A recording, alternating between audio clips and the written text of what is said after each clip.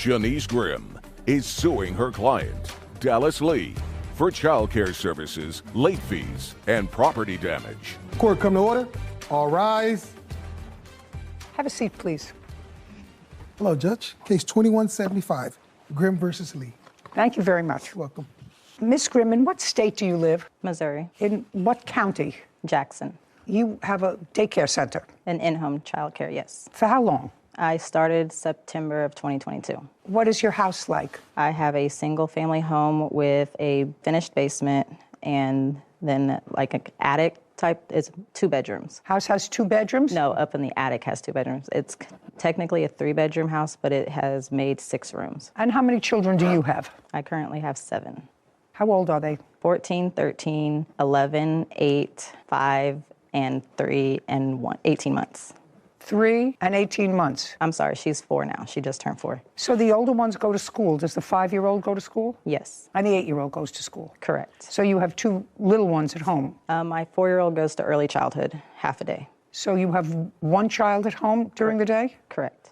And 1 half a day? Yes. And you have 3 children? Yes, ma'am. How old are they? I now have a 3-year-old, a 1-year-old, and a 5-month-old. And those were the children that you enrolled in her daycare center? Yes, ma'am. Ms. Grimm, what kind of licensing do you have, an application that you have to make in order to run an in-home daycare center in Missouri? So in the state of Missouri, as long as you have under 6 children, you do not have to have a license. As long as you have 6 children in total in the house, or 6 children that I'm watching? That you're watching? Correct. Because my school children are not considered watching, like under the law. Well, you certainly have to watch your 18-month-old. Yes, he's the only one. That's why I've always kept 5 children or less. It is your claim that Miss Lee entered her children into your program. She paid you for a certain period of time. She owes you for 2 weeks. Correct. And were those 2 weeks that her children were actually in care? Correct. Which 2 weeks were those? They are the last 2 weeks of October. Of 2022? Correct. And the children were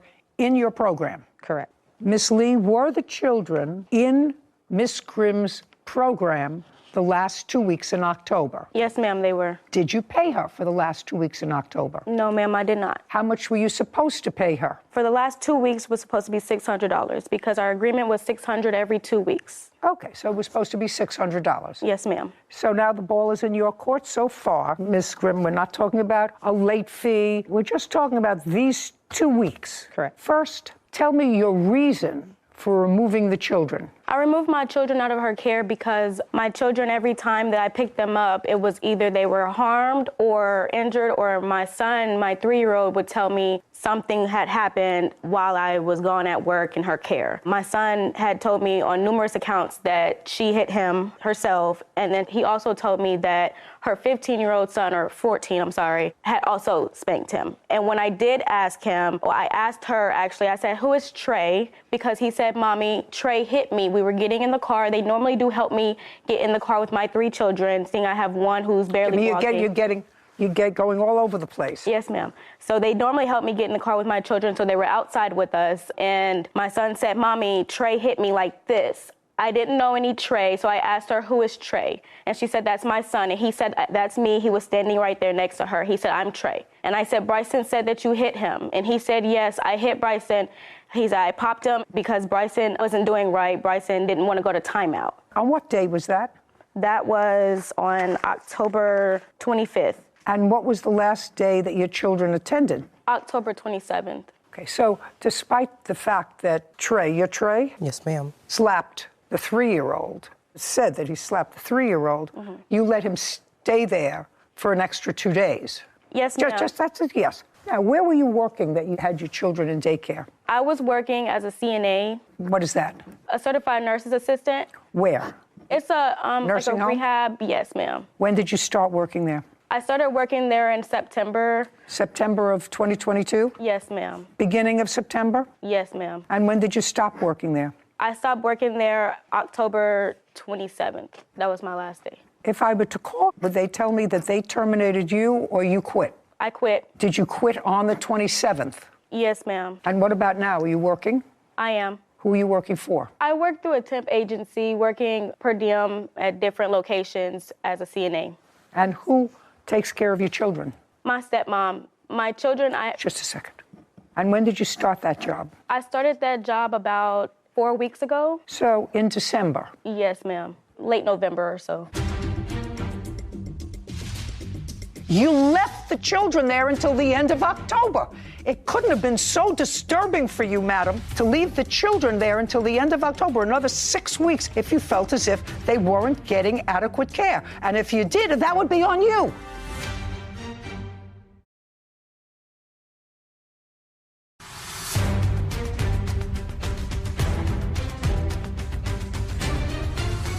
Shanice Grimm claims her client, Dallas Lee, refused to pay for child care services.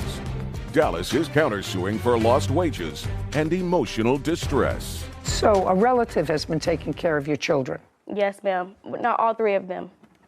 I had to send my 2 sons because I had to rearrange my daycare situation. I had to send them back to Texas to be with their dad. So 2 of them went back to their father? Yes, ma'am. And who do you live with here? I live with my dad. What does he do? My dad is a nuclear medicine technologist. So your stepmom takes care of one of the children. My 5-month-old daughter, yes, ma'am. Who's in the house. Now you're going to tell me why you didn't pay her for the last 2 weeks. So my children began in her care September 12th. September 13th, she sent me a text message while I was at work, and she said, I want to let you know, Lil Mama was bit today by my 1-year-old on her cheek. She sent me a picture. I have this. Not interested. I mean, it's not that I'm disinterested. It's that don't show me anything from September, madam. You kept your children with her into October and through the end of October. And if anything was so concerning to you that you thought your children would be at risk, I'm certain that you would have discussed it with your father, and your father would have said to you, don't speak. Okay.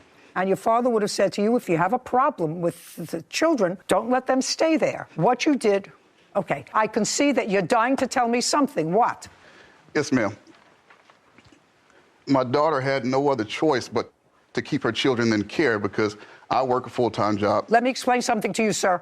Your daughter was living with you? Yes, ma'am. Right. There is always an alternative, sir. I have young grandchildren, and I would say if I was legitimately concerned for their health and safety, I don't care what it is, stay home and take care of your children. You'll have a roof over your head until you find appropriate take care. And if you didn't do that, then you're not much of a grandfather. Well, you can't use something that happened in September or early October to say, well, that's why I didn't pay the last 2 weeks. So you can't make excuses, sir. I'm telling you, I'm a grandmother and I've had little children. I don't care what you had to do. Quit my job, whatever that job is, and say, we'll all stay home and take care of the children until you find, or you stay home and take care of the children. I'll provide you with whatever basics you need until you get the right daycare. And if you didn't do that, don't tell me that your daughter didn't have a choice. There is always a choice when your babies are concerned. In our estimation at that time, we were giving her some hard life lessons because she does now have 3 children, and there are going to be some difficulties in this living situation. There are going to be some things. So what we're doing, we're giving her some tough love and saying, hey, you cannot give up just because the chips are down or because things happen. You have to try to figure things out. Well, that would be on you. That's not on her. This is not her daughter. It's your daughter. Absolutely. And your grandchildren, sir. Absolutely. And if you want to teach her some real hard lessons and say you got to stay with the daycare, even though you're dissatisfied. We said give her a chance because it was the first day. So. It was the first incident, first day. We said give her a chance. Things happen sometimes. What I don't want to hear is from you, who seem like a very intelligent man, a working man, is my daughter had no choice. Your daughter has a choice. Her choice is to say to you, Dad, please, I have to find the right daycare. I have to stop working at this job. I may need a month. You may not have liked her previous irresponsible behavior, right? Correct. But the deed is done. She got 3 young children. Beautiful children. Right? So what you do is when you have 3 young, beautiful children, you protect them. Absolutely. And if you're not smart enough to protect them yourself, you got to rely on your father who's smart enough to do that. What I'm saying to you is your daughter used this lady's services and she has to pay for it. She may not send her children back, but your statement that you were so anxious to make to me, which is my daughter had no choice, she did have a choice, sir. She did have a choice. Before I would let my children stay in a place where I actually believed that they were being abused, because that's what she's suggesting. I mean, she's not suggesting that this young man, who I'm not condoning hitting a 3-year-old, gave him a slap on the rear end. I'm not condoning that. But there were no injuries to him. I don't know whether you've done it. I don't know whether she's done it to her child. You certainly don't want a daycare provider's child to discipline a 3-year-old. Absolutely. That's not what it's about. But after the first incident, what we were trying to teach her is that you don't just throw in the towel, because Ms. Graham was just starting her service up. And September 5th. So we understand that there are going to be some hiccups and some things that she has to fix as she comes across them. Mm-hmm. And so she's a young lady. My daughter's a young lady. So as an older man, I'm trying to support 2 individuals to build their lives up. And so I told my daughter, I don't like that she was bitten, but at least she came forward very quickly and told you. So leave them there for now. And if anything else transpires, then we can start to look at things then. Yes, ma'am. Okay. Who do you work for, sir? I work for the Veterans Administration. And how long have you worked for the Veterans Administration? 21 years. Do you get paid every 2 weeks? Yes, ma'am. Let's say your boss at the VA all of a sudden decided they didn't like the work you were doing, and you left and they owed you 2 weeks' pay because you had actually worked for the 2 weeks. Absolutely. And you sued them for those 2 weeks. Mm-hmm. You worked there. You said, well, we didn't like the quality of his work for those 2 weeks. Well, then you fire him, but you pay him. It's like going to a restaurant. My favorite analogy is you go into your favorite restaurant where you get a steak. Mm-hmm. And you order a steak, medium, Pittsburgh medium. Steak comes, you cut into it, you take a bite. Oh my God, you say, I don't like the way this tastes. You take the plate, you spit out the bite if you're smart. Call the waiter over and say, this is a bad steak, right? Absolutely. And the waiter takes it off the bill, or you order something else. Now you cut into that same steak. You taste, you say, this tastes terrible. Maybe the next bite will taste better. Before you know it, you've finished the whole steak. Waiter comes over to take your clean plate. You say, this steak was awful. I didn't like it. It was bad. Well, what'd you eat it for? But if you ate the steak, you got to pay for it. If you take a bite and say it's no good, I'm in your corner. Send it back. But your daughter ate the steak. She used her services for 2 weeks and didn't pay her. Well, we can't say that she used her services because there are other pieces of evidence that we have. Well, you mean you're talking about that sometimes she left the children with her husband? Yes. Yeah. Baloney. Your daughter had the benefit of daycare so that she could work. If you're not satisfied with the service, you stop using the service. If you continue to use the service despite the fact that you're not satisfied with it, you got to pay for it. That's America. You got paid, your father got paid, she gets paid.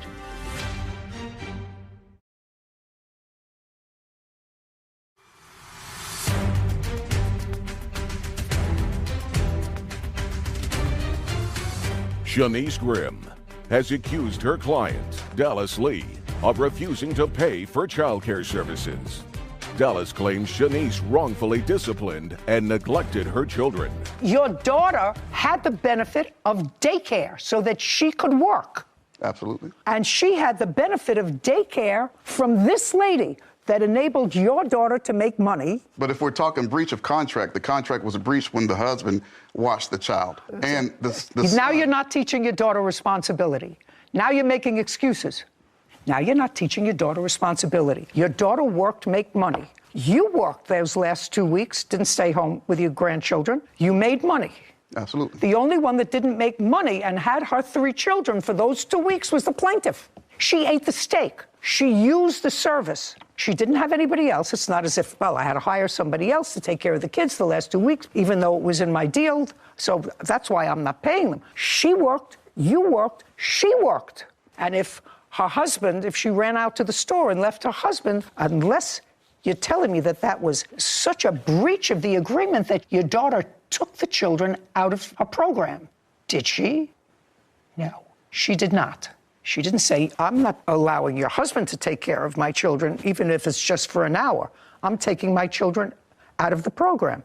Dad, can you help me out for the next couple of weeks until I find something else? But you can't eat the steak, which she did. Now you can sit down. Can I say one more thing? Not if you want to continue to look foolish. Now you're not teaching her responsibility. Well, now you're not teaching her responsibility. I don't want to have to teach you responsibility. Well, you don't have to. I'm a veteran. I know what responsibility is. But when you are promoting your program as one thing but your service is another. I cannot say that if Bobby Flay is cooking the steak.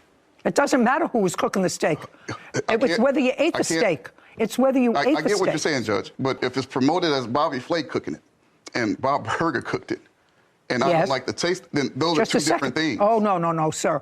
If you're promoting Bobby Flay as cooking the steak and you find, or the hamburger, and you find out that Bobby Flay's younger brother was cooking the steak or was cooking the burger, and either way, if the burger is no good, you're not going to eat it. But you can't eat it and say, well, I really thought I was getting a Bobby Flay hamburger, and I didn't get a Bobby Flay hamburger, so I'm not going to pay for it, even though I ate it. Now you can sit down. How much is 2 weeks' worth of care? $600? Yes, ma'am. Judgment for the plaintiff, $600. You have a counterclaim. Counterclaim is ridiculous. Money owed for lost wages, emotional distress on behalf of the children. You shouldn't have emotional distress on behalf of the children, madam. You're their mother. The first time you had an inkling that you felt that your children, your young children, were being neglected in the plaintiff's care, what you should have done was remove them. Remove them. First time you felt as if 3-year-old shouldn't have been subject of a slap by this young man? Great. Remove them. You found that the baby, the little one, was bitten by her little one. See, that's not watching them carefully enough, because they, I think, are supposed to be separated, correct? Yes. No, we were all in one room, so they weren't having to be separated, because with me only having less than 4 children, there was no way of separating because there was only one me. It's a big responsibility to take care of little children. Correct. My daughter shouldn't have been in his reach. She did tell me that she left out of the room. I agree with you. She left out of the room is what she told me, Judge. So that's actually not true. She told me that she left out of the room and went to the kitchen. What day? Give me the date that happened. September 13th. You left the children there until the end of October. It couldn't have been so disturbing for you, madam, to leave the children there until the end of October, another 6 weeks, if you felt as if they weren't getting adequate care. And if you did, that would be on you. And maybe a little bit on your father. Because if you told him about it, said, oh my God, that's terrible. Take my child out right away. All 3 of them. But you didn't. You left them in there September 13th, 14th, 15th, 16th, 17th, 18th, 19th, 20th, all the way up until the end of September and the end of October. That's on you. Actually, she did not have them in the end of September because she was suspended from her job. So they were gone for 2 weeks in September. Were you suspended from your job? I was. I had to... That's my question. You were suspended from your job. When you were suspended from your job, did you take the children out of daycare? Yes, ma'am. Okay, and that's reasonable. She didn't give you a problem with that, I assume? No. And you didn't pay for those 2 weeks? I did not. Great. Well, these 2 weeks you're going to pay for. Because I don't believe I owe her anything. I don't care what you believe. If you're not listening to what I'm saying to you and you're fixed in your opinion, that means you haven't learned anything. Your father tried to teach you a little bit of tough love? What I'm telling you is, if you work, you get paid. If you're not satisfied with the service, you stop using the service. If you continue to use the service despite the fact that you're not satisfied with it, you got to pay for it. That's America. You got paid, your father got paid, she gets paid. She didn't get paid for the 2 weeks you took your kids out. Didn't say to you, well, you have to pay me anyway. I have to keep this open for you. That was very fair. Took the kids out, didn't pay. You left your kids in, you pay $600. Your counterclaim's dismissed. We're finished. This court is adjourned. I am a little upset she didn't see things my way. The judge, it was kind of in my favor for majority of it. You know, her leaving my children in the care of her 15-year-old son and also her husband. And why did she continue bringing her children to me for another month? Also, my son letting me know that, you know, she hit him. I have never touched her children. I could take a lie detector test to prove it. It was pretty difficult for me because I didn't have any other choices. I didn't have anyone else who could help me with keeping all 3 of my children while I work. She actually never gave me excuses. She actually just told me she was going to pay me. Life is not easy. If you work, you should get paid. But you get back up and you keep moving. My generation, I'm not sure about yours, I haven't had much experience in yours, but in mine, I think we confuse having to make a hard choice with being out of options. Here, I felt for the defendant. She had to make a hard choice. But even when her father came up and felt the need to burst out and say, my daughter had no options, she had no choice. Well, she did have a choice. It was a hard choice. You had to send your 2 older sons to live with their father and find a sort of mediocre, at best, childcare situation. But you made the choice to have those 3 children. And when you have children, you make a commitment to make the hard choices to benefit them. In their best interest. In their best interest. And if you're not prepared to do that, then you shouldn't become a parent. In any event, I tried to make my steak analogy. It didn't. I thought it was great. Okay. I had a great time. Great. I'm glad you I thought it was a Patricia Franchini and her husband Giovanni Nunez are suing their neighbor, Scott Elam, for the cost of a baby macaw bird. Court come to order. All rise. Have a seat, please. Hello, Judge. Hello, Kevin. Case 2194, Franchini Nunez versus Ellen. Thank you. You're welcome. Miss Nunez, Yes. your husband? Yes, ma'am. You and Mr. Allen? Elam, Your Honor. Elam are neighbors. Yes, ma'am. And you have backyards that are joined, separated only by a fence. Yes, ma'am. What kind of fence? It looks plastic. I'm not sure. It's Who has a vinyl picture of the Your Honor. fence? And you each have, as would happen, dogs, same breed. No, ma'am. What do you have? I have a Shetland sheepdog and a Dutch shepherd, ma'am. And what do you have? I have shepherd mixes. How many dogs? 2, Your Honor. And you have 2. Yes, ma'am. This is what the case is about. This is the fence. It's not a chain link fence. It's either a wooden or a plastic fence. And you can see that underneath this fence, there's a board here where I assume there's a hole because the dogs dig holes to get to each other. Is that a fair statement? Yes, Your Honor. Fair statement? Yes, ma'am. Okay, good. Case is about an incident that occurred. You've been neighbors for a while, and you have had this dog digging also for a while. Also correct? Yes, Yes, ma'am. the defendant's dog. Okay. This incident happened on the 16th of December, 2022. Why don't you tell me what happened? I got up that morning to let my dogs out. Both. One dog. Okay, so the day started out, me and my husband woke up. My husband had to go get a tire fix, so he took my smallest dog, my Shetland sheepdog, with him. I remained home with my 2 children. Slowly. Okay. Sorry. Go ahead. How old are your kids? They are 6 and 7, ma'am. Okay. I remained home with my children because they were ill, and I had an appointment with them later on that day. My husband went to go fix the tire at 8 a.m. I got up in the morning to let my dog out. Got up in the morning to let your dog out. Yes. The shepherd mix? Yes, ma'am. Okay. I let her out, and then she came back in, and I was cleaning, and my 2 children were in my master suite with my macaw, Penelope. Okay. That's what the case about. This case is about a macaw. Yes, the ma'am. cost of a macaw. Yes. Which is a bird. Yes, ma'am. Go ahead. My kids were in the master suite. I opened the door. I'm out there cleaning. I let my dog out of my And the dog came back. sliding door. She came back. Well, then she stayed by the door. Now, none of my windows have curtains, so I can... Just a second. But she stayed by the door, but she was inside? She came back inside. I shut the door. This was 20 minutes went by. She's by the door. She's crying. I told her we would play later. I assumed she had to go to the restroom again, and I let her out again. She stood on the step, but she didn't go further than that, and she was just kind of staring out. From the left side of the house is where the defendant's dog, Bella, charged in my home. And then when I tried to grab her... When you say his dog, Bella, Yes. came into the side and ran into the house, that doesn't... Somehow, if the dog, Bella, came out and your dog was on the step, it would seem to me would stop on the step at first to sniff, play with your dog if your dog is sitting outside. I mean, I have dogs. Would go over to that dog first, not run into your house. You would think that, ma'am, but she's been in our house 3 times before this because I had to return her to the defendant on 3 separate occasions.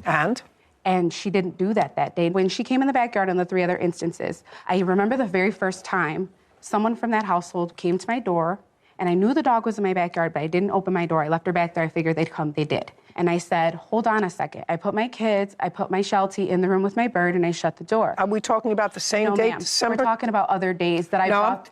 Okay, let's not go on tributaries. Yes, ma'am. What's your dog's name? Lucy. Lucy. So the dog just went straight into your house. And what did Lucy do? Lucy charged after her and tried to attack her. Okay, so the dog has been in your house before. Have there been incidents with the 2 dogs? No, ma'am. The defendant's dog is submissive to my dog. So the only time I brought the dog in my home was when I shut all the doors to all my bedrooms. Someone from the defendant's home came. I opened up the front door, brought her in, and she went straight out because there was nowhere else for her to go. Okay, so it's your dog that is Lucy is the more aggressive dog. Lucy's never been aggressive with her. I believe that Lucy was aggressive with her that day because of the way she came in the house. When you say Lucy was aggressive, what did she do? She started growling at her, and she started... In the house? Yes. Now they're in the house. Put a period there. We have the two dogs in your house. Yes. And they are growling at each other. So that's not a happy picture because they're big dogs. Yes. Now let's get to the bird. You purchased a macaw. Yes, ma'am. You have a photograph of what they look like? Yes. When did you purchase the macaw? I purchased her with payments over time. I completed the purchase at the end of September 30th. This is the macaw. Yes, ma'am. That's my A parrot. Yes, ma'am. In December, how old was she? She was going to be 8 months. And how much did you pay for her? I paid $4,320.08 for Penelope. Okay, can I see the bill? Absolutely, ma'am. Her birth certificate along She's with beautiful. all of the... Pretty bird. Thank you, ma'am.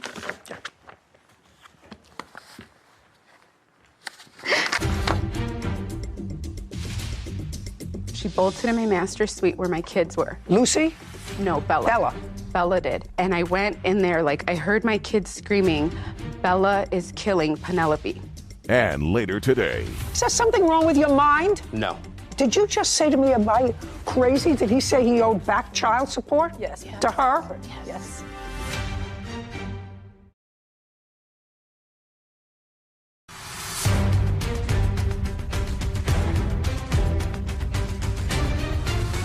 Patricia Franchini claims her neighbor, Scott Ellum, owes for the cost of a baby macaw bird killed by Scott's dog.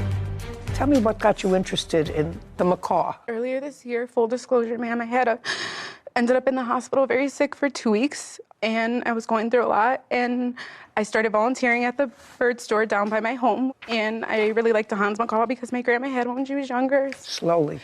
Yes, ma'am. And so I spent a lot of time bonding with the birds there, and my husband and I thought it would be good and therapeutic for me, given what I had been going through. Okay, now the two dogs are in your house, sort of fighting with each other. They did not fight, ma'am. I did not allow Well, them to. growling. Yes, ma'am. Growling at each other. And tell me what happened with Bella and the macaw. I tried to calm Lucy down, and my master door was open. Everything was happening so fast. I know I'm describing it slowly, but it was quick. She bolted in my master suite where my kids were. Lucy?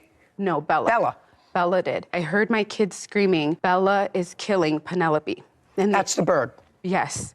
And I tried to get to Bella. I couldn't.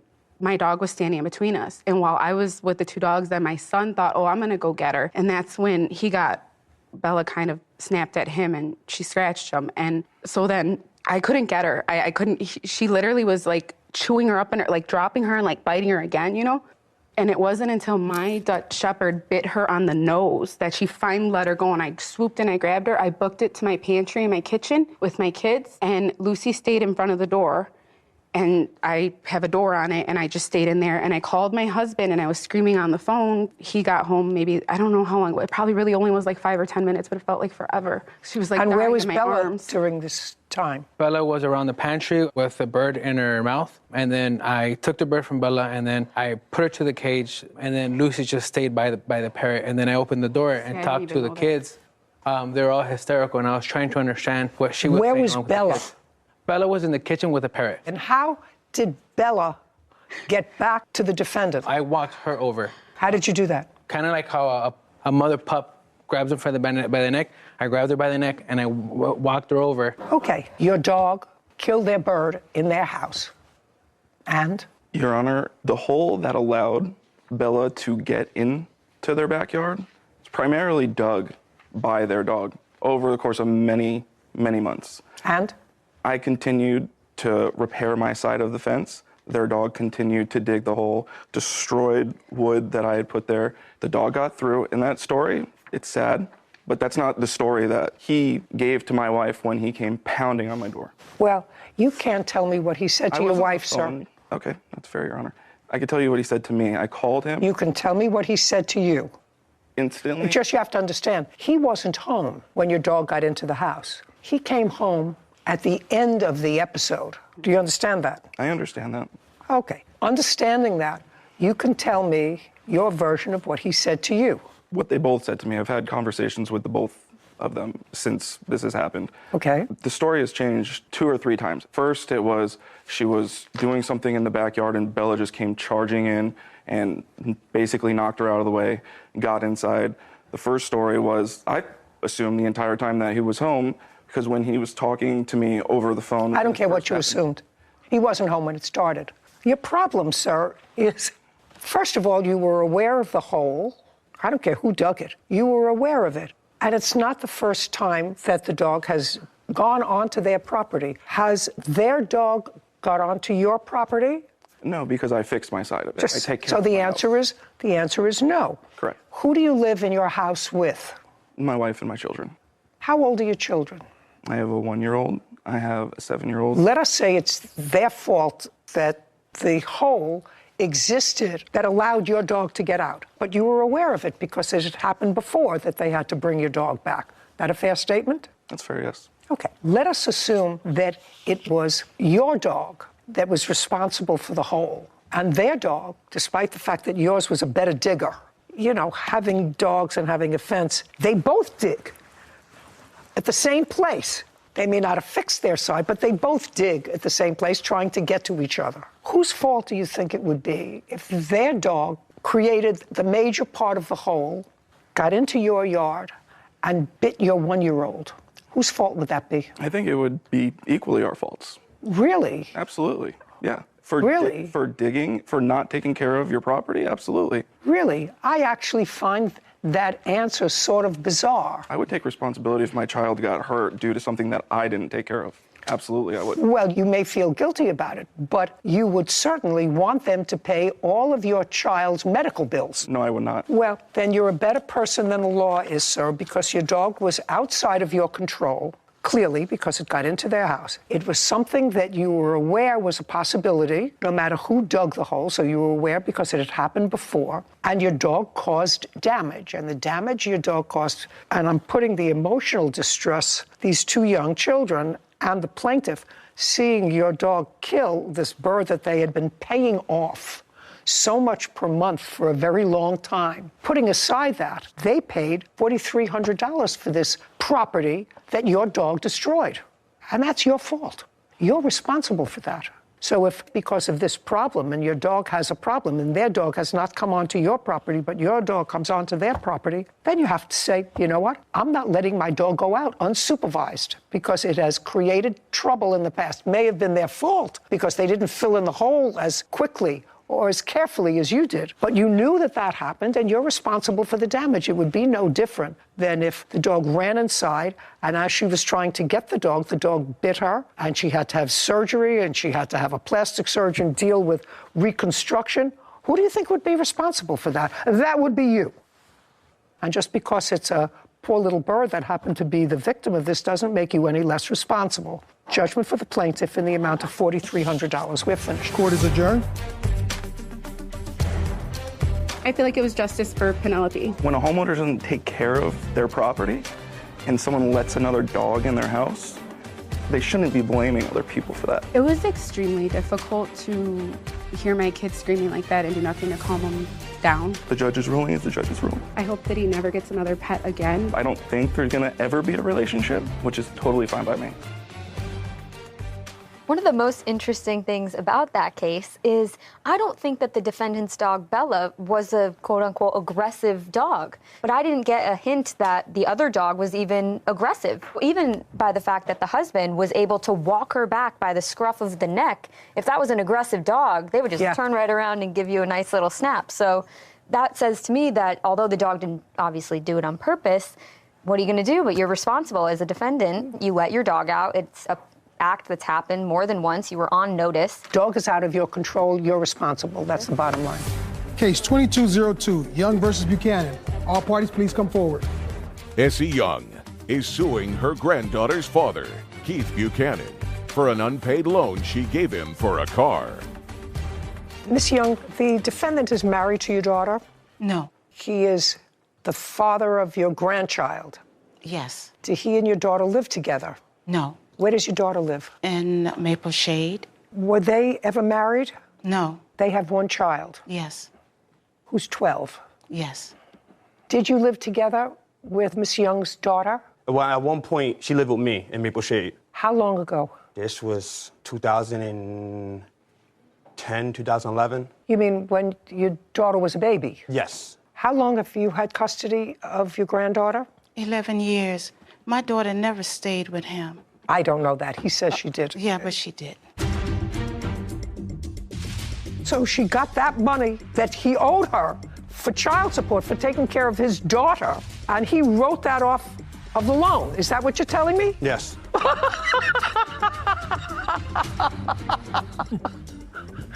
Oh, my God.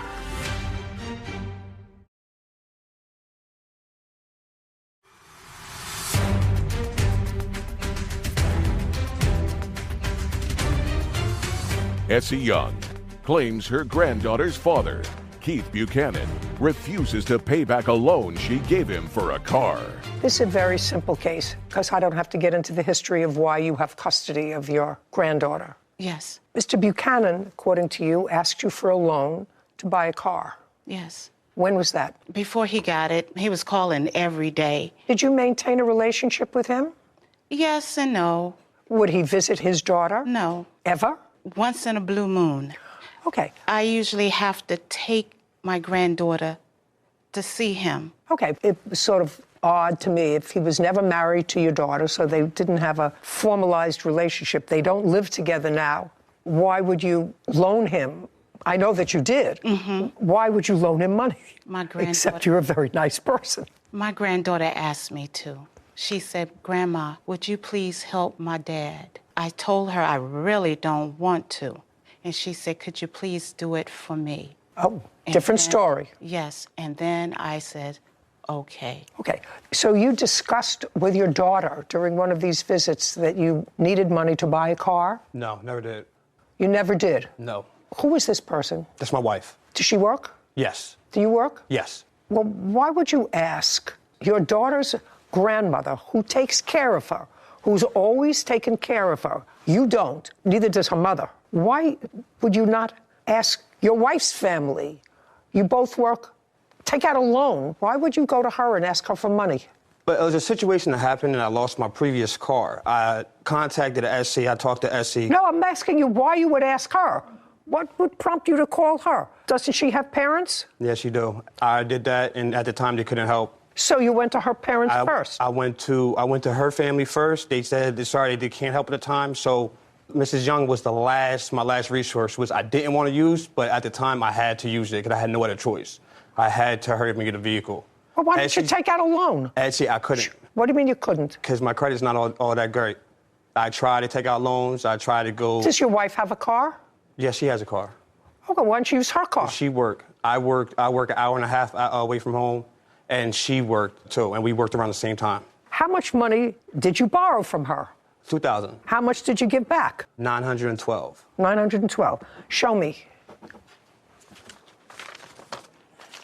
On page 4, May 5th, 2022, she got $912. From what? From my taxes. And we agreed on once I filed my taxes, I would give her $2,000 for my taxes. She got $912 from them, that same taxes, because I owed backup child support. So she got on top of my regular payment for child support plus $912. What? Is there something wrong with your mind? No. Did you just say to me, am I crazy? Did he say he owed back child support? Yes. And so she got that money that he owed her for child support, for taking care of his daughter, and he wrote that off of the loan. Is that what you're telling me? Yes.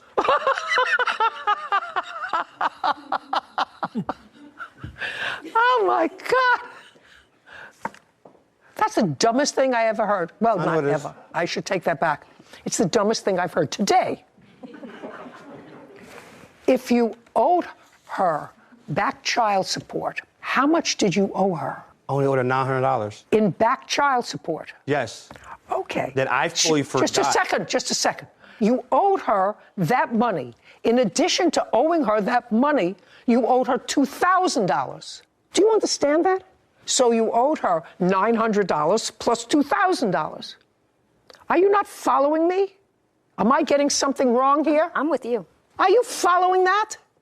That's either a yes or a no. No, I'm not. Okay, well, I'm going to repeat it again. What you said was They took money out of your taxes for back child support, $900. So that means you paid her $900 of the $2,000. That's what your argument is. Yes. Am I getting that? Yes. You already owed her the $900. I had no awareness that I owed her $900. When I found out that $900 got taken out the taxes, I had no tax coming back. I was like, look, you got $900. You're going to have to give me time. And that's when it went south. Oh, you got $900 that I owed you anyway. Now I need more time. Oh, my God.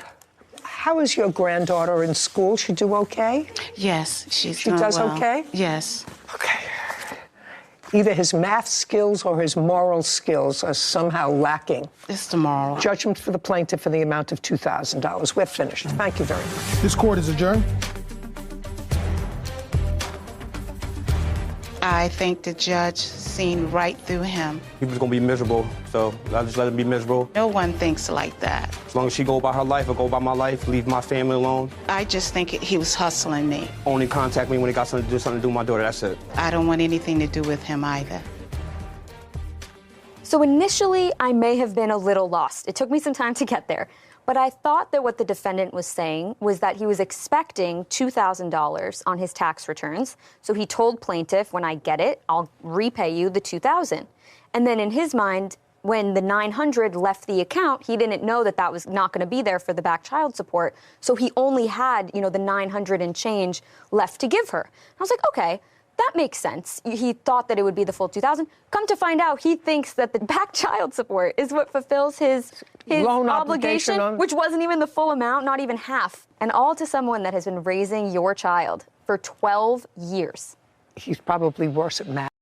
Katie Calderon and Amante Nepomuceno for rent and the cost of 2 cats. Court come to order. All rise. Have a seat, everyone. Case 2170, Jolie versus Calderon Nepomuceno. Thank you. You're welcome. Oh, my goodness. Calderon. Hello. What's your first name? Amante. Amante? Yeah. Good. It's much easier than your last name for me to pronounce. Mr. Giglio, this roughly is what the case is about. You and Miss Calderon were in a relationship for a period of time. You decided to take an apartment. You were both on the lease. So far, correct? Correct. Your arrangement with Miss Calderon, which seems to be consistent in both your complaint and your answer, is that you had a much better paying job. She was going to provide the food and some other stuff for the house, and you were going to be covering the rent when you lived together, which you did. Correct. There came a time when Amante, who was a friend of yours, came to live with you. According to you, he was going to help out with the rent. Correct. He came, he lived with you, he helped out with the rent for maybe a period of time, and then he helped himself to your girlfriend. Correct. Now they're a couple. When you were no longer a couple with Miss Calderon, she stayed in the apartment for a period of time, but then they both left. Correct. And you're suing both of them for rent and for the return of 2 cats that they took when they left. You claim the cats are yours. That's correct. That's what the case is about. And some cat expenses in the event that I let them keep the cat. Cats. 2 cats. So when did you and Miss Calderon sign a lease together? We signed the lease together at the end of July with the landlord present. July of 2022? July of 2021. Correct. And it was for a year? Correct. And you had a job working for whom, sir? I worked for a company called Steris. What do they do? They provide medical equipment to hospitals all over the world. How long have you been working for them? I'm going to have 8 years under my belt this year. And when you moved into the apartment in July of 2021, what kind of work was Miss Calderon doing? At the time, she was working at an animal hotel. It was a pet daycare boarding facility. Okay.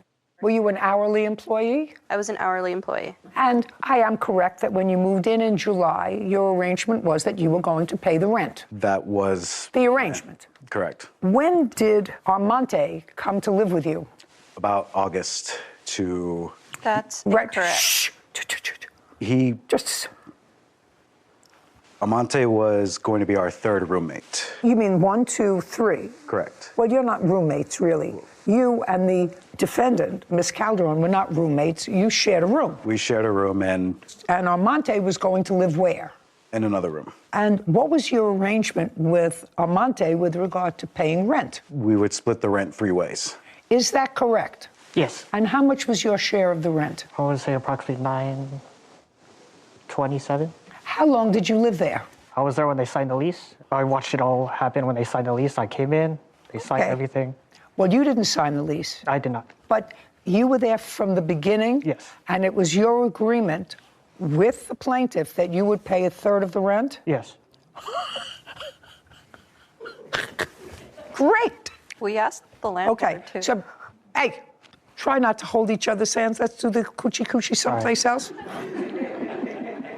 So you agreed with the plaintiff that despite the fact that you were not on the lease, you were going to assume the responsibility of a third of the rent, $927. Yes. So you moved in July, August, September, October, November, December, January, February, March. You left in April?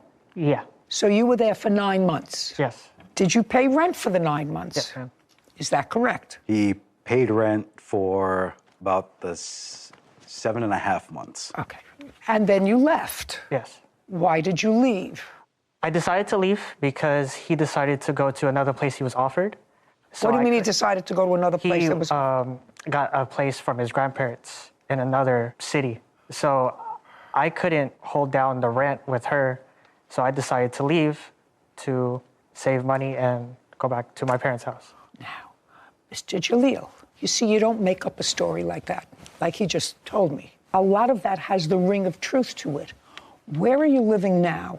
My grandparents' house in an in-law unit. So when did you tell them that you were going to a different place? In March. When did you leave? I left in July. Did you let him know that you were staying until the end of the lease? I what? I discussed with them that I would be leaving, but I would stick around to help them find either a different location or even suggesting that we all went back to our respected families just to, call it. Mr. Jalil, this isn't working for you. I have to tell you something, sir. This case is not working for you at all. And it's only because Mr. Amante is very direct with me that you're suing them for $10,000. Where does that come from in your mind? Your agreement with her was you were going to pay the rent. You were never out of pocket. Your agreement was you were going to pay the rent. He paid his rent when he was there. He paid his 1/3. You then told them you were leaving. That's a whole different story than what you wrote in your complaint, Mr. Giulio. Do you understand? Correct. It's a whole different story. So, at best, Armante would owe you for 3 months' rent if they just left. But you told them that you were leaving. Now, when did you find out that they were a couple? I found out at the end of April. Were you all living together? Yes. So you just had 2 months left to the lease. So he was paying you. He paid you in March. You had May, June. You signed the lease in July. So it was over at the end of June, June 30th. It would have been over at the end of July, Your Honor. Well, she doesn't owe you any money for rent. At most, he owes you 2 months' rent. Tell me why you left. My job doesn't pay that well, so I decided to go back to my parents' house. When you took this apartment, this expensive apartment that was almost $3,000 a month rent, had you had a discussion with Armante about moving in with you before? Yes. Okay. Mr. Jalil, I'm reading your complaint because something wasn't registering right with me. You say you moved into the apartment together in August of 2021. Then you go through a whole bunch of stuff about a cat and then another adopted cat. You said in October we adopted a second cat. Around this same time, a third roommate moved in to shoulder some of the rent. Well, that's not true. He moved in right at the beginning. And that was... That was what? That was... a mistake. That was a mistake. Okay. But Armante acknowledges that he agreed right at the beginning. He volunteered the fact that he was there at the lease signing because it was agreed at the lease signing that he was going to pay a third of the rent. So, sir, you owe him rent as long as you show me that you've paid the rent. You moved out in July? Yes. And you paid your rent through July, or were you evicted? No, I paid my rent in July. Through July? Yes. Okay. 1854. Armante, you owe him $1,854. That's for 2 months' rent. Got it? Okay. I'm not subtracting anything because you stole his girlfriend. That's fair. What were you requesting when you filed your small claims case? Either the return of both cats or $5,000. That's not happening for you, Mr. Jalil. And later today. There were restrictions put on the space. No. You have to pay attention. Okay. Sir, because what I'm suggesting is really in your favor. Oh, okay. Let me. Okay.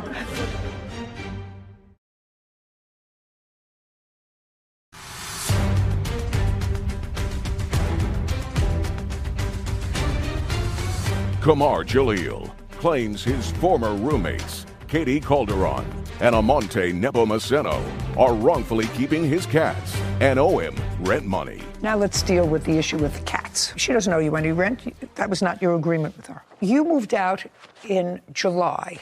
August, September, October, November, December. 5 months ago, she's had both cats, right? Correct. She says they're her cats. When did you first file a small claims case? September of 2022. What were you requesting when you filed your small claims case? Be careful. I was requesting either the return of both cats or $5,000, which was the accumulated expense of not just the cats, but also the expenses of her dogs as well. So any animal expenses for the time. That's not happening for you, Mr. Jalil. When the cats were either registered or went to the vet, whose name is on the sheet as owner? I believe it was Miss Calderon. Is that correct? That's correct. And she owns the cats, and she's had them for the last 5 months. I suggest that you go and adopt 2 more if you want some more cats. Do you understand? Yes. You were living together as a couple. However, your friend Armante has to pay you for the couple of months' rent that he didn't because he says, not you, he volunteered that was your agreement from the very beginning. So he owes you $1,854. We're finished. Thank you very much. This court is adjourned. I think he's just kind of butthurt that I moved on. At least now I can put everything behind me and say that I did try. I didn't think it would escalate this far. All you can do in a situation like this is just you learn from it and you move on. The heart wants what the heart wants. This is what it is. It's life. I find fascinating, Sarah, that people will write and or be assisted in writing a complaint and an answer, but they read it over. This man is an intelligent man. He has a serious job for 8 years. First of all, he was suing for $10,000. Come up with that money. $5,000 for the cat's expenses, ridiculous. But his complaint had really nothing to, even the timeline. As your clerk, I know that is a pet peeve of yours when I don't understand they it. don't match up. If you're going to tell a lie, at least tell a consistent lie. Right. I think the right thing happened. I think the defendant friend admitted himself that he owed the rent, and that was great, even though he probably should have just kept his mouth shut. And not said, I was there when the lease was signed. This was always our agreement. I was going to be the third. But he was honest, which we always appreciate. And so I think the right thing. So I think he needs to, like you say, put a period, move on. Anyway, all happy, and they look happy. They couldn't keep their hands off each other. Case number 2172, Foster Gardner versus Menzel. All parties, please come forward. Jamar Foster and Sean Garner are suing record producer Livin Menzel for event costs after Livin canceled their Halloween party. Who's Mr. Garner? Mr. Foster. Right here. Are you going to be speaking? You're standing in the speaking spot. Yes, ma'am. Okay, great. According to what I read, the defendant rents a music studio. Is that correct? I rent a facility in which I own a music studio. You rent in someone else's building? Yes. And you're recording people.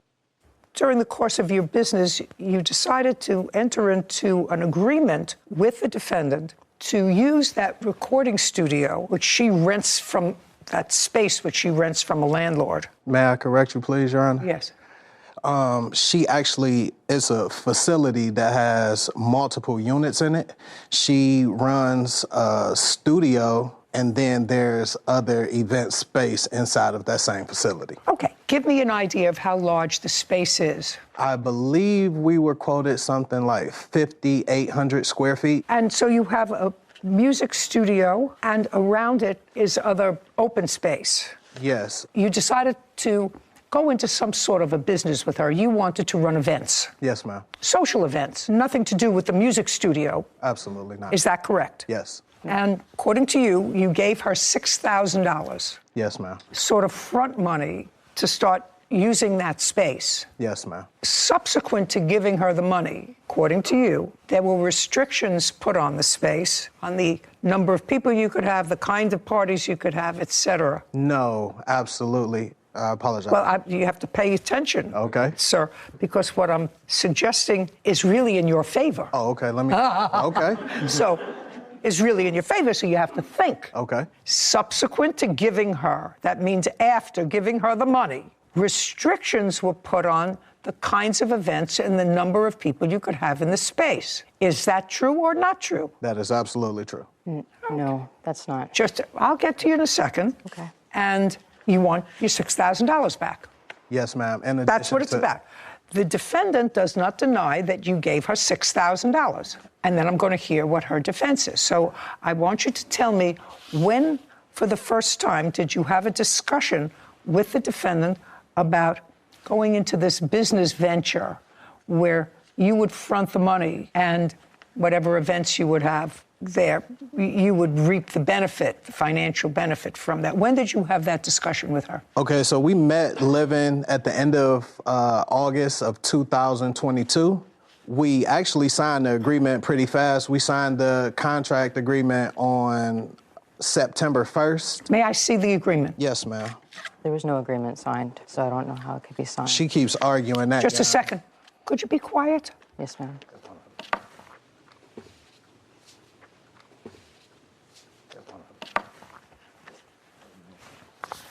So in your hands. Shh. What's? That's the studio that she runs. Sarah, you have to sort of explain it because I don't see signatures. You know, I'm used to looking at contracts where people sign things, but I know you can sign things by DocuSign now. Your signature isn't on here. Yes, ma'am. And that looks like a signature from a DocuSign or some sort of online. Okay. Is that you? This was a proposal that I did. I do not even own it yet as a DBA. Just a second. It's getting better. Don't say anything. This is your proposal. Now I'm going to read it. Okay. And your masterpiece management. Yes, ma'am. Okay. Well, so this is sort of easy. You prepared this proposal. Speak. Yes, after. Just a second. You prepared this proposal. Yes, ma'am. And as a result of this proposal, you received and deposited $6,000. Yes. Yes. Well, then you have a binding contract. Okay? So that's what I'm telling you. You have a binding contract. And there is nothing in this contract that limits the kinds of events or the number of people or anything else with regard to this space. All it says is business activities, event planning, and event rentals. Nothing else. And this is your proposal, so the terms of it are construed if there's any material question, since you prepared the agreement, which became a contract once you accepted their $6,000. I view the terms of the agreement most harshly against you because you prepared the document. And it says this agreement cannot be amended without the written consent of all parties. Yes. Yes. So signed the agreement, you got the money, and then at some point, according to them and according to you, you made certain limitations on the kinds of events, the numbers of people, etc. That is. Now, that happened, according to you, because you do not own that space. You rent that space. And there was a problem with the first party that they threw. Correct. Come on, we're not talking about Gone with the Wind here. We're not talking about a 6-volume masterpiece. We're talking about a yes or a no. Based upon this proposal, they gave you $6,000, which you deposited into your bank account. That means a contract was created. That's the agreement. I'm telling you, that's the law.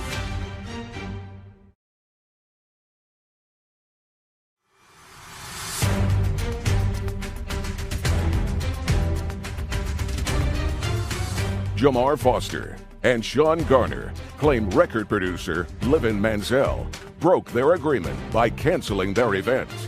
Livin is countersuing for the costs of a recording session. Okay, there was a party that got out of hand. Yes, ma'am. Okay, and after that party that got out of hand, too many people or whatever it was, your landlord complained. Yes. Okay, and it was after that that you told your two partners that the... We are not partners. Yeah, according to this, you are.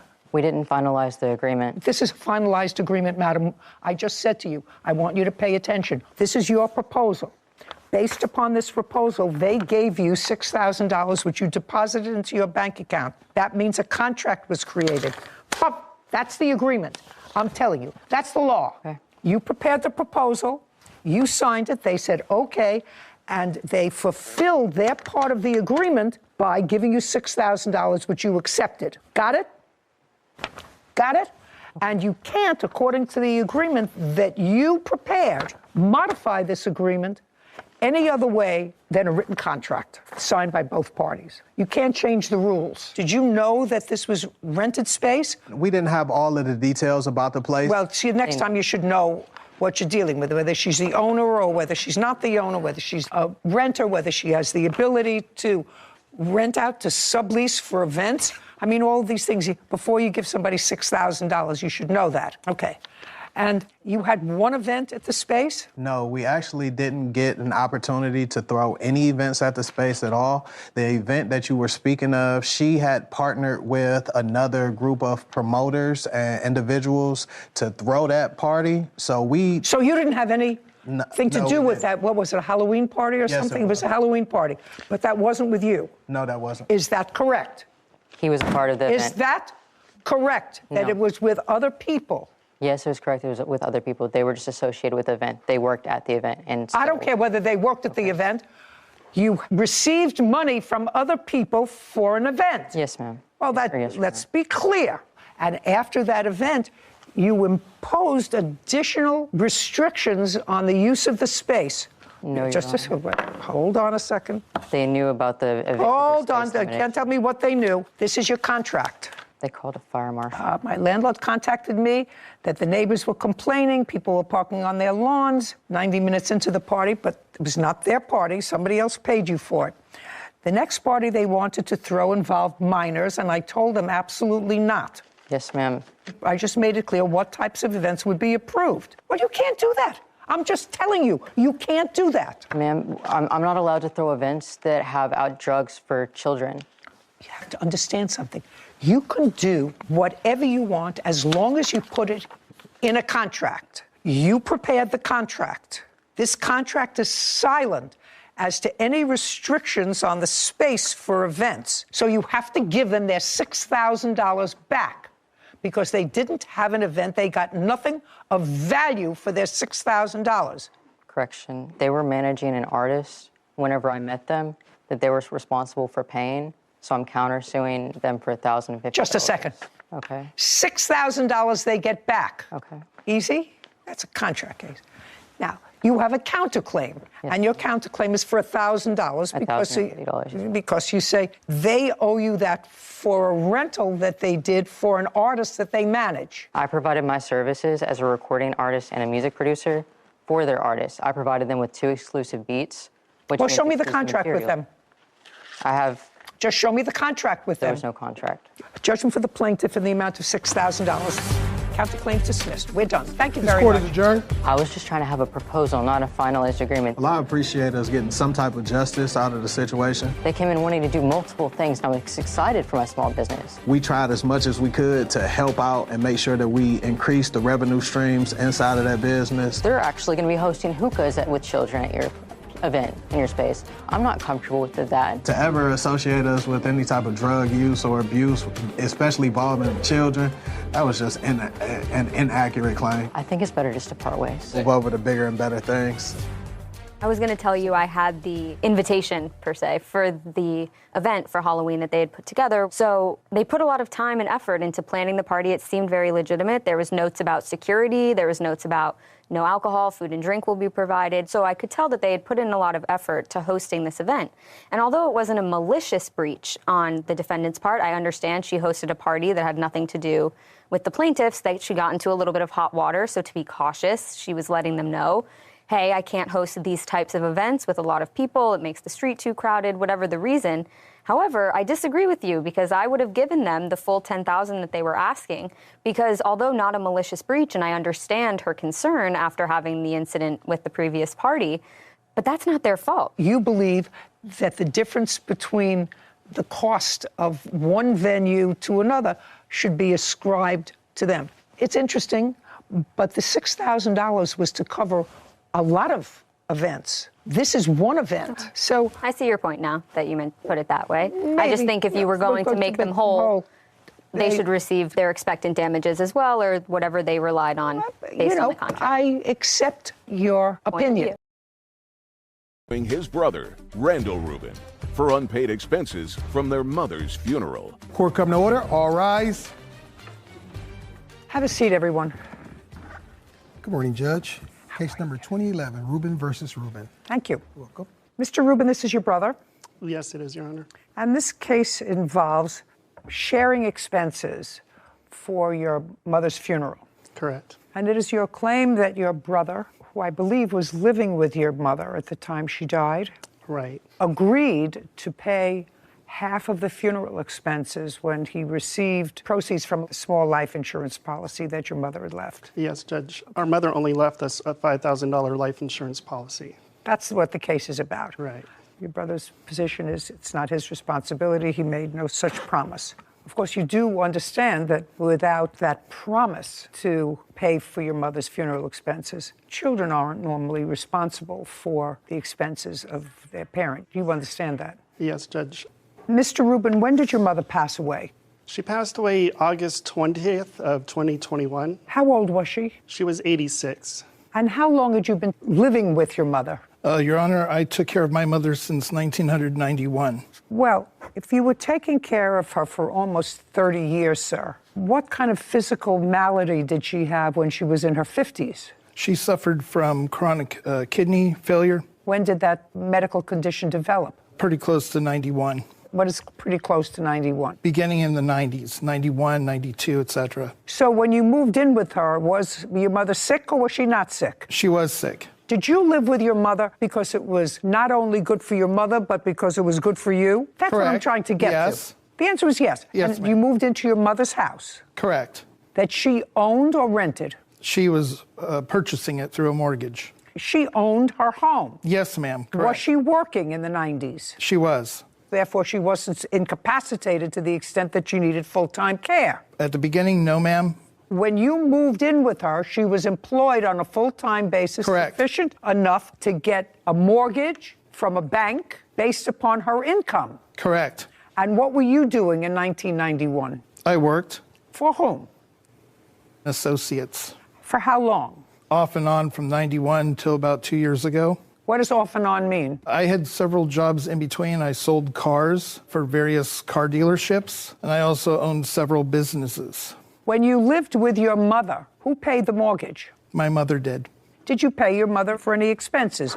Rent, gas, electric, phone, anything? Or did you live there and you had an agreement? You lived there, she wanted your company, whatever it was. She lived alone? At the time, yes. In 1991, she was just living alone? Correct. And I assume, therefore, happy to have your company. Correct. I assume. Mm-hmm. Okay. So you made no payments to your mother? With the occasional help with some utilities or food, yes. Okay. So you were able, I assume, to save a substantial amount of money? Correct. Just for my own information, so that I can sort of put this thing together. Sure. You have stocks, bonds, savings? No, ma'am. What do you have? You were able to save a lot of money. How did you invest it? I invested in several businesses, which one is my liquidation company. What happened with your mother's house? When she passed, I was still residing at the house. I paid the mortgage by myself for the months of September 2021 as well as October 2021. And I remained there until, I want to say, February 2022. My sister is the executor of the estate, and she sold it just recently for $465,000. Okay, so what I'm gathering from you, you paid the mortgage, you say, in September and October, then you stopped paying the mortgage November, December, January, and February. That is correct, ma'am. But you lived in the house? I did. Rent-free, because you paid nothing? Correct. Where are you living now? I live in Nogales, Mexico. And you live in a house, you live in an apartment, ma'am. You pay rent? I do. Anybody live with you? No, ma'am. What's your rent? $250. Okay. And what was the mortgage payment in your mother's house? I paid $1,750 even. Are you the sister? Yes, Your Honor. Could you stand up for a second? I'm just getting some information. Tell me your name. Shannon Hayes. Miss Hayes, house was sold recently for $465,000. And what was left on the mortgage? $258,000 plus a $35,000 third mortgage. Your Honor, since our brother was not paying, since he wasn't paying, the house actually went into foreclosure, and so we had to get. Just to say, I didn't ask you anything. Okay, I'm just. Sarah Rose, $465,000 less $258,000. $207,000, Your Honor. Less $35,000. $172,000. Okay, and there are 3 siblings? And also, Your Honor, there was a $10,000 lien on the property that had to be paid. So we're down to $162,000. Correct. So it's $162,000 clear, so a little over $50,000 a person. She owed the IRS, Your Honor, for back payments in excess of $54,000. She hadn't paid taxes in years. Did you pay the IRS? I just did. And how much did you pay the IRS? $54,188.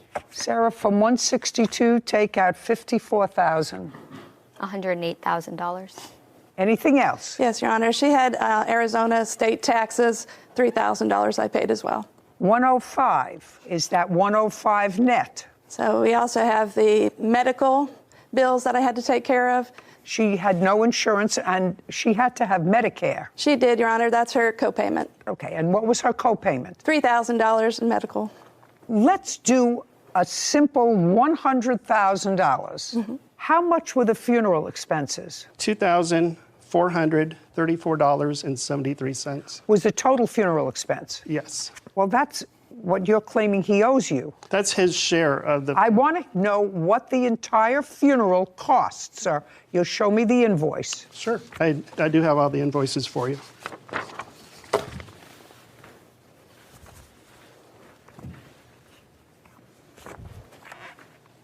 The first one, Your Honor, is just for the cremation. 1058.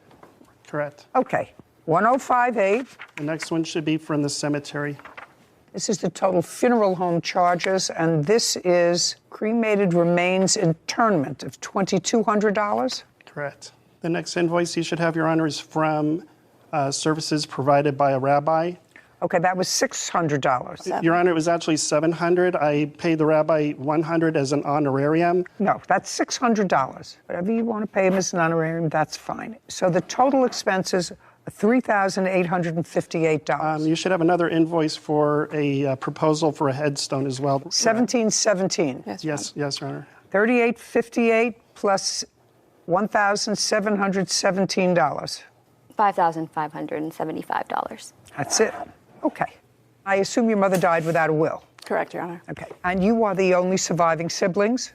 Yes, Your Honor. The estate will be divided into 3 parts. Correct. So each one of you will get about $33,000 from the estate after all of the expenses have been paid. There's also the real estate commission fees that we didn't mention to subtract from the net income. And what were the real estate commission fees? $30,000. Oh, that's a substantial amount. Yes, Your Honor. So 108 less 30, $78,000. So now you're down to $25,000 each.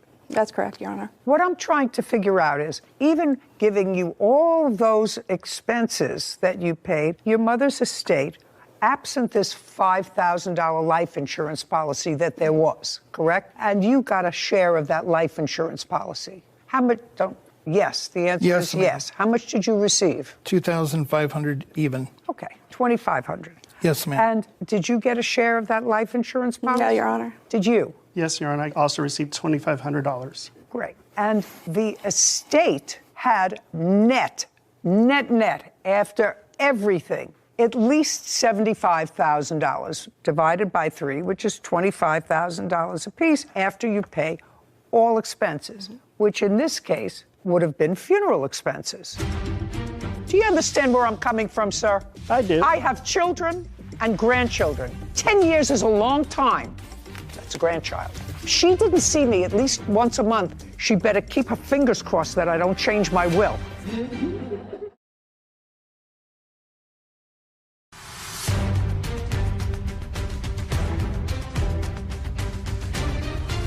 John Rubin is suing his brother, Randall Rubin, for unpaid funeral expenses. Randall is countersuing, claiming Sean defamed him. So now, if what you're asking me, Mr. Rubin, is to find that you had an agreement with your brother to pay 1/3 of the funeral expenses because the two of you each paid 1/3 of the funeral expenses. Is that what you did? Well, Your Honor, that's either a yes or a no. It is a no. I'm the only one that had the money to process our mother. He would not even sign to get her processed to continue the cremation. I have evidence here I'd like to submit to you where he agreed to pay me half of it out of his life insurance. Okay, that's all. I have text from him. Just a second. I'm going to take a look at it. You have to understand, Mr. Rubin, Yes. that at this point, if I find that he agreed to pay for half, then you understand that you agreed to pay for half of her funeral. Ordinarily, the funeral expenses, you may front the money for those funeral expenses, but if the deceased had sufficient money in their estate to cover their last expenses, and those would be medical expenses, which you paid out of the estate, correct? Yes, Your Honor. Taxes, which you paid out of the estate. Yes, Your Honor. You paid out of the estate after you sold the house, broker's fees. Mm-hmm. State tax fees, along with those kinds of fees, would be funeral expenses. Now, if the two of you agreed, or the two brothers agreed, which is what you're saying, that he agreed to pay half, not 1/3, but he agreed to pay half of the funeral expenses for which you are not being reimbursed by the estate. Do you understand? Correct. I have not received anything from the estate, Your Honor. Okay. Well, this would be you. I'll let you know tomorrow. I think it's $2,200 for Menorah Gardens, and cremation was $1,053, so it's $1,626 each. That would be you, right? Yes.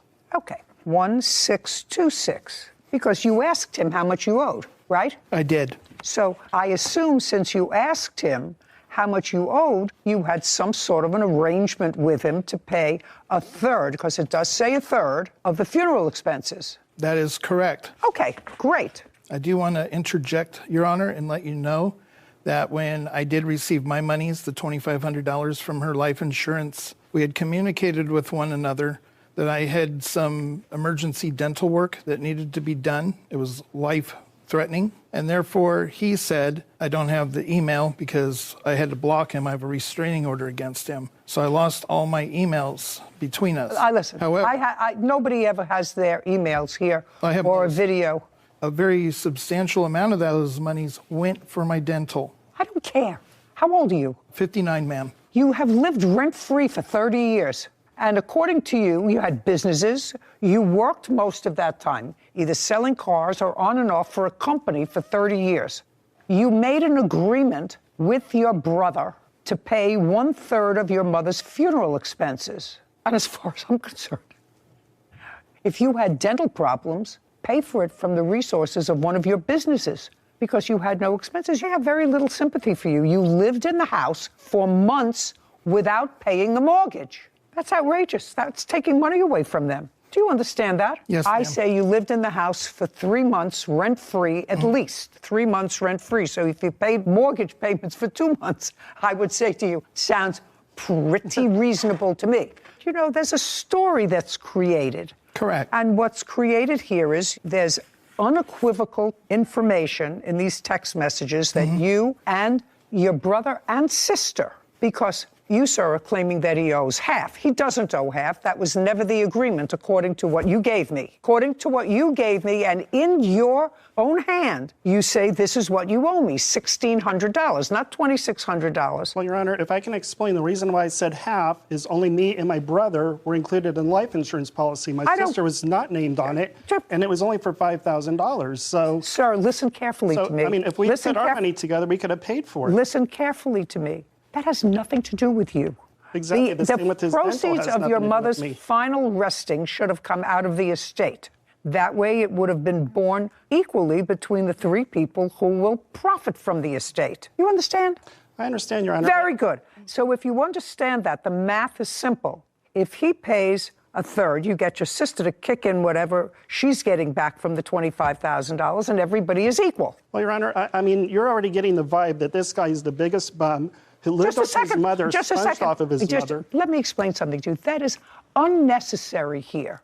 Unnecessary and really quite stupid. Stupid. You handed me evidence, sir, that you made an agreement with him. He asked you what he owed. You told him. Yes. $1,600. That's what you told him, that he owes you, $1,600. That's correct. And each of you are getting a certain amount of money for nothing from your mother. I'm going to ask you some questions. Prior to her death, when was the last time you saw her? When was the last time you saw your mother? Month and year? I honestly do not recall, Your Honor. Okay, just a second. Was it in the decade that she died? Yes. Okay, well, she died in 2021. So when did you see her? Probably several years before that, Your Honor. Well, so you didn't see her in the decade before? Your Honor, you have to understand, her house was infested with bed bugs. Pay careful attention to me. I asked you some questions. Yes. My question was, when was the last time you saw your mother? So you hadn't seen your mother in a decade. When was the last time you saw your mother? I saw my mother frequently, Your Honor. It was May, Mother's Day. Okay, Mother's Day of 2021. And Your Honor, I did... Shh, I'm not speaking to you. March of 2021. Prior to that, when did you see your mother? November 2021. Wait a minute. How could you see her in November 2021 if she passed in August of 2021? November 2020. Okay, May 2021, November of 2020. Prior to that, when did you see your mother? I saw her frequently because... No, not frequently. Month and year. I don't have the... Did you see her every month? No, Your Honor. Did you see her every 2 months? About that, yes, Your Honor. Okay, well, between May and November, that's more than 2 months. Mm-hmm. That's when you can remember. Yes, Your Honor. So it would be fair to say that whether he took great care of her and whether the house was clean or dirty or anything else, your 86-year-old mother lived with your brother, whether you like him or not, and you were totally disinterested in her. You're the one who started this, sir. I was about ready to finish this case, but when you say he's a bum, I say, you know what? This guy's got to be put in his place. He may have been, but he was the bum who took care of your mother. You started it.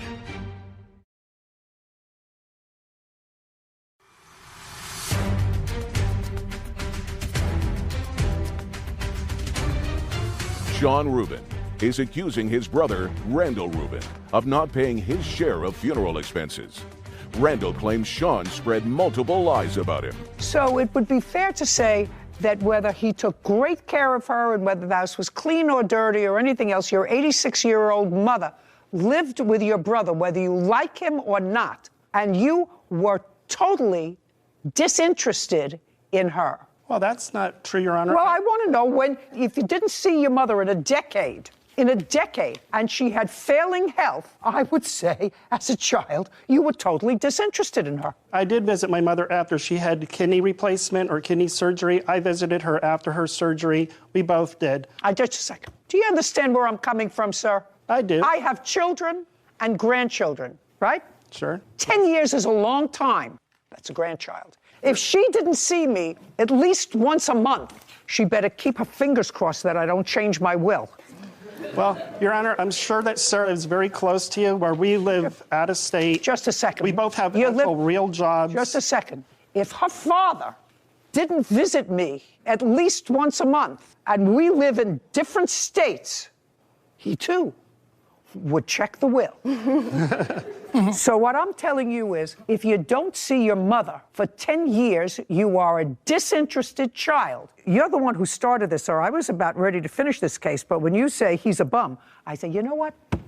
This guy's got to be put in his place. He may have been, but he was the bum who took care of your mother. No, absolutely not. Oh, really? Did your mother have full-time nursing care for the last 10 years? The answer is either yes or no. It's an absolute no. She declined. That's not what I asked you.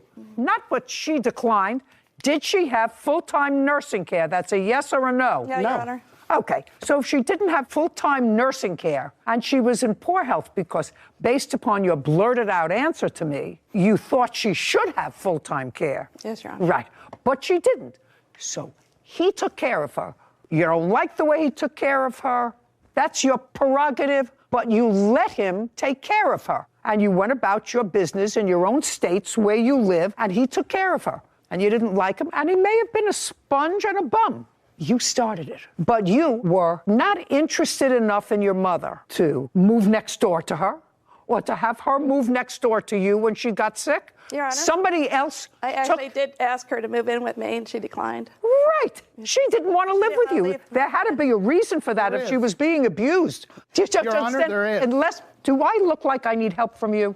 No, of course not. Then I want you to be quiet. Yes, ma'am. You owe him $1,600. That's it, not $26, what he's asking you. Put it down. I have a counterclaim. $1,600, and I'll hear your counterclaim. Thank you. Which sounds a little ridiculous to me. I'm finished with you. $1,600, that's what you owe, except for the counterclaim, which I'll hear. Well, the counterclaim is that they posted something on the internet that says that there were bugs in the shoes you were selling. If that's, just a second, quiet.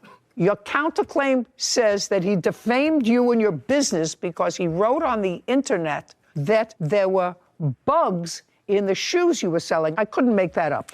Let me see. Maybe I did make it up. You're correct. That's yeah, exactly he posted that there were bugs in the shoes I was selling. He also put that I impregnate Hispanic women. Oh, just a second. First of all, that's not in here. It's right here, ma'am. It's not in my answer. So I want to see where he wrote. And who knows what you're doing in Mexico? I have no idea what you're doing in Mexico. Show me what he wrote about the bugs in the shoes that you're selling. Giving me a whole lot of nonsense there that I'm not going to read. It's not. These are the posts that he put online. These are also letters from my mother in her own. I'm not reading the letters from your mother. Okay. I'm reading a post or more where he says there are bugs in the shoes you are selling. Yes. Period. Do you want to hear the audio that he sent to one of my employers? No. I want to see where he wrote there are bugs in the shoes you are selling, which is what's in my answer. Right here, ma'am. May I have it, please? And I do have a restraining order on him as well. I'm not interested in your restraining order.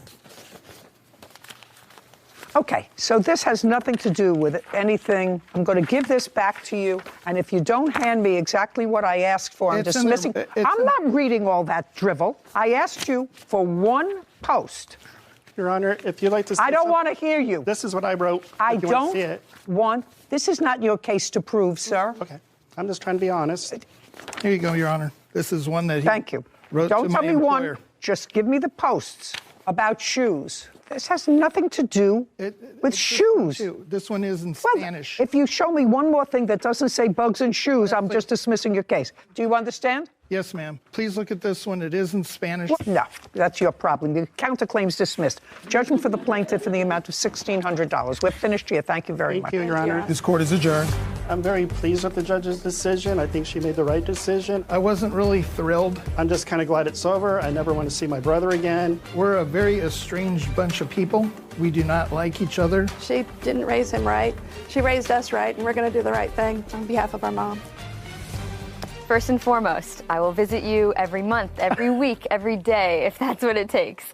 But in all seriousness, this case shows how foolish it is not to memorialize your wishes for the end, because it creates a heightened sense of stress at a time when emotions are already running high. And first rule of wills, trusts, and estates class is always have a will. So it doesn't matter how much you have, how little you have. It's important, your wishes, and to prevent situations like this, your loved ones having to go through. Yeah, and be angry with each other. I mean, they don't love each other anyway, but to be angry with each other, if you can avoid that. Even young people, Sarah, who have put anything together. Yeah. You have a will? I do. There you go. I wouldn't want my loved ones going through that. So, yeah, you have to take the time and write it down. And yeah, that's really all you can do to avoid the situation. Is suing her former friend, James Sorensen, for personal training and a fraudulent investment. Court come to order. All rise. Have a seat, please. Case 2125, Anderton versus Sorensen. Thank you. You're welcome. Ms. Anderton, your case against the defendant is twofold.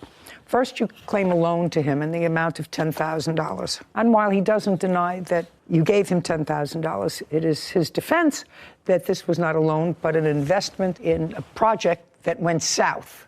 It went south because somebody conned him, and thus you were conned as well. Somebody took off with the money. The second part of your lawsuit is that Mr. Sorensen is a trainer of some sort, a personal trainer, fitness trainer, and you retained him to put you on some sort of a regimen of both diet and exercise. And you paid him in advance. He wasn't forthcoming with all of the training sessions he was supposed to give you, became unavailable. You want a refund of some of that money.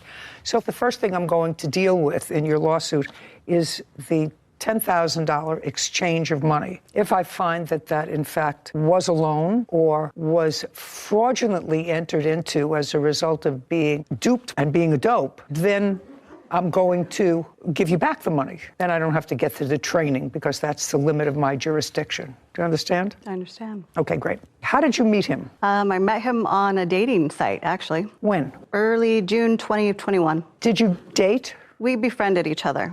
And after our first meeting, that is when I had just come off of a ventilator of 10 days. I was a nurse, contracted COVID. He actually came to my home and said, I could really help you get back to where you were. I needed rehab. Okay, so after the first meeting, you were not dating? No. Is that right, sir? That's correct. And that was in June of 2021? Yes. When did you, Mr. Sorensen, tell Ms. Anderton about this investment opportunity? It was about a month into... So 4 weeks later? Right. 4 weeks later, you became close enough to discuss with her a business opportunity? Yes. And did you discuss this business opportunity with her in her home or over the phone? In her home. So I want you to tell me your version of exactly what you told her. So I had a friend come to me and... You had a friend whose name is? His name is Scott. Scott what? I can't remember his last name. I don't believe you.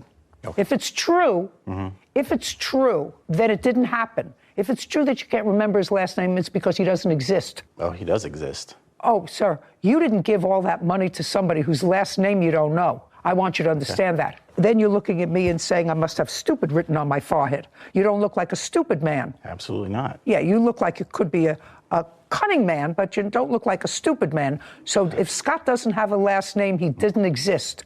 I want you to tell me that's in my brain. In my brain is if you can't come up with a first and last name of somebody that you gave thousands of dollars to, he didn't exist. Okay, in your mind. Keep going.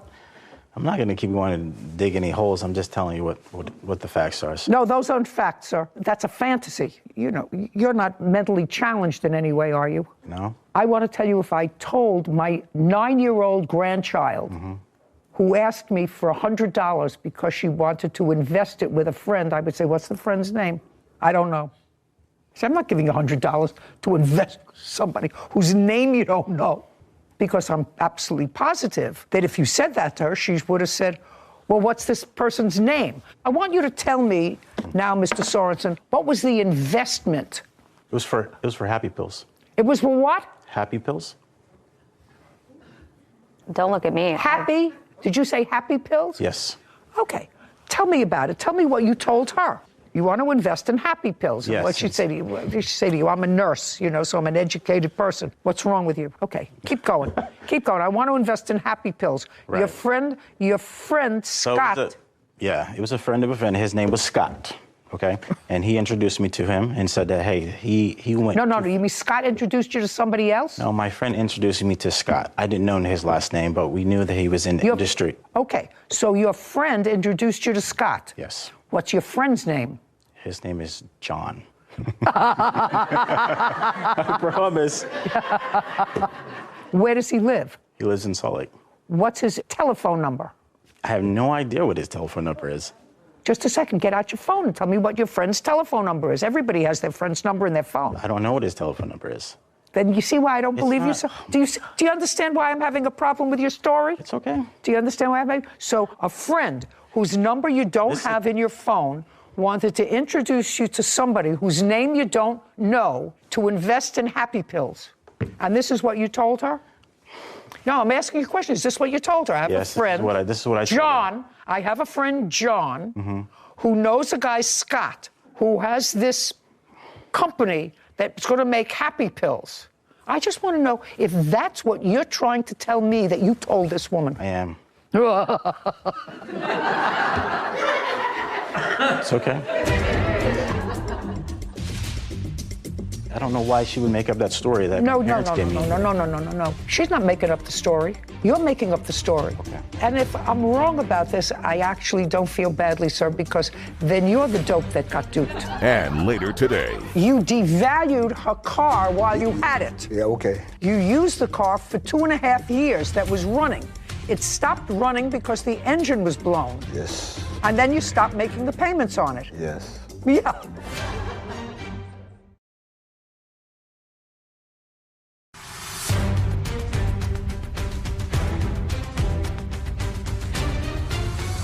Jennifer Anderton claims her former friend, James Sorensen, owes her for a fake $10,000 investment. Okay, keep going. You know what happy pills are? I assume that they make you happy. Right. Yeah, they are. It's Molly. I assume that they make you happy. Okay. Right? Yeah. And so he went around to festivals and he sold Molly there. He sold what? Molly. Molly's. MDMA. It's an illegal drug. Oh, okay. So you told her you wanted her to make an investment with you with a big return on your money. We talked about this for a long time. Who did? Me and... You can't have talked about it for a long time, sir. You only knew her 4 weeks. Okay. You only knew her 4 weeks. Tell me about this $10,000. Did you take it out of a savings account? Do you have that from the bank? Yeah. I'd like to take a look at it. You want to tell me, Miss Anderton, the circumstances surrounding you transferring $10,000 to him? He approached me saying that he needed a hard money loan for his business. He had an e-commerce business with supplements. His father and mother had given him the loans in the past, for the past 5 years, and they've gotten a good return. It was a for sure deal. He goes around and this is their festival project time. They make a lot of money doing this. What does he do? For supplements. So he sells supplements? Yes. And it was his business? Mm-hmm. Not Yes. Yes. Did he ever mention a guy, Scott, to you? No.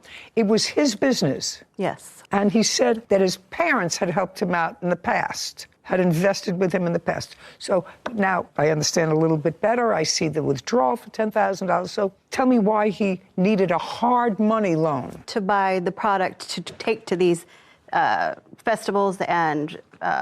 Sell them. Sell them, yes. Okay. So he needed it for product. And when did he tell you that he was going to return this money? Within a week or two. That it was a week or two of festivals. This was the busy season. He does this every year, and this is a for sure return. And if I did this much amount of money, $5,000, this is how much I'd get back. If I did $10,000, it would be a $15,000 return for me.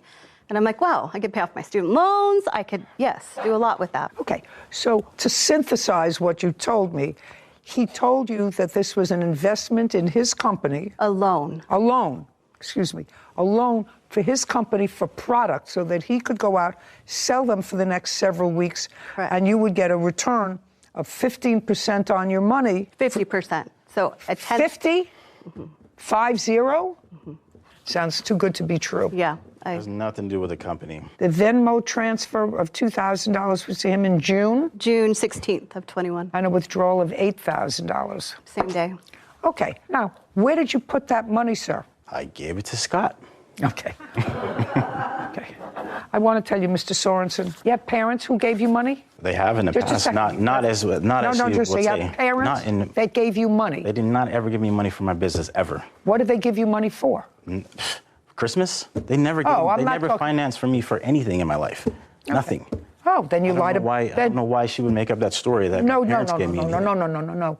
She's not making up the story. You're making up the story. Okay. And if I'm wrong about this, I actually don't feel badly, sir, because then you're the dope that got duped. Oh, absolutely. I know. Then, just a second. That if you gave money to John, to Scott, then you're the dope that got duped because they were your friends.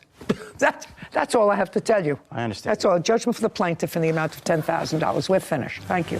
This court is adjourned. I think it was fair. I think that was a fair judgment. We both understood what we were getting into. No, not until after like 3 or 4 months, and I think he brought that up in fear of me going to the police. Time to part ways, and definitely learning curves on both ends. Don't do silly things. It was definitely a learning curve. I'm glad that things happened the way they did. Something I'll never do again. Be a little more careful with your money and your investments, and don't trust everybody. I'm too trusting.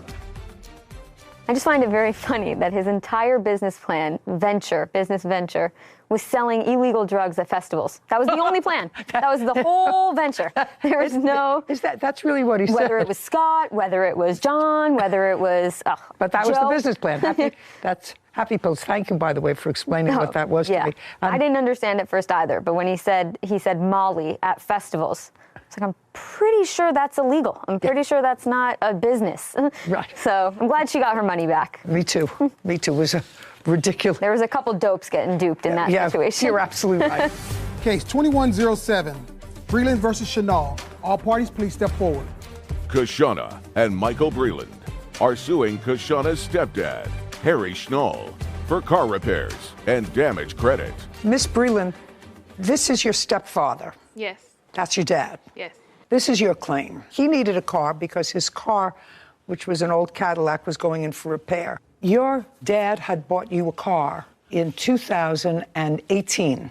Yes. And when he bought you this car in 2018, it was a 2013 car that you kept 18, 19, and 20? The vehicle? No, I had the vehicle from 2018 to July 2019. So just for 1 year? Yep, July in 2019 was when I made the agreement to give the vehicle to... Okay. You made the agreement to give it to your stepfather with a proviso because you were buying a new car, another car. Yes. According to you, that he would take over the payments on the car because there was a loan on the car that you were paying off and that your father was a signatory on. Yes. And you have children, and I don't know why this car was no good for you anymore, but you said you got another car because of your children. Yes, I got another vehicle because I had an additional son, and it just wasn't enough room for 3 kids.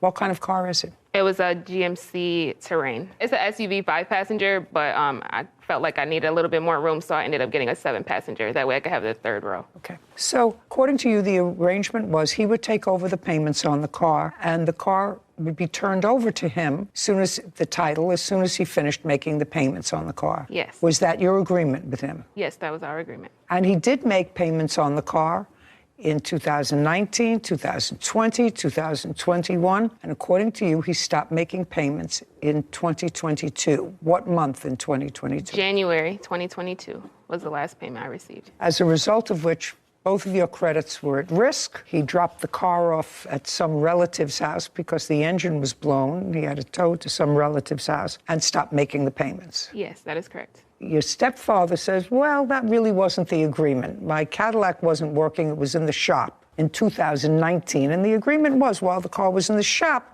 I would use your car and pay you $225 a month for it. But as soon as my car was out of the shop, you would take the car back. That's what you say, sir. Yes. Yeah, I would take it back until my car got fixed. And the only reason it took so long to get fixed because of the pandemic, you know.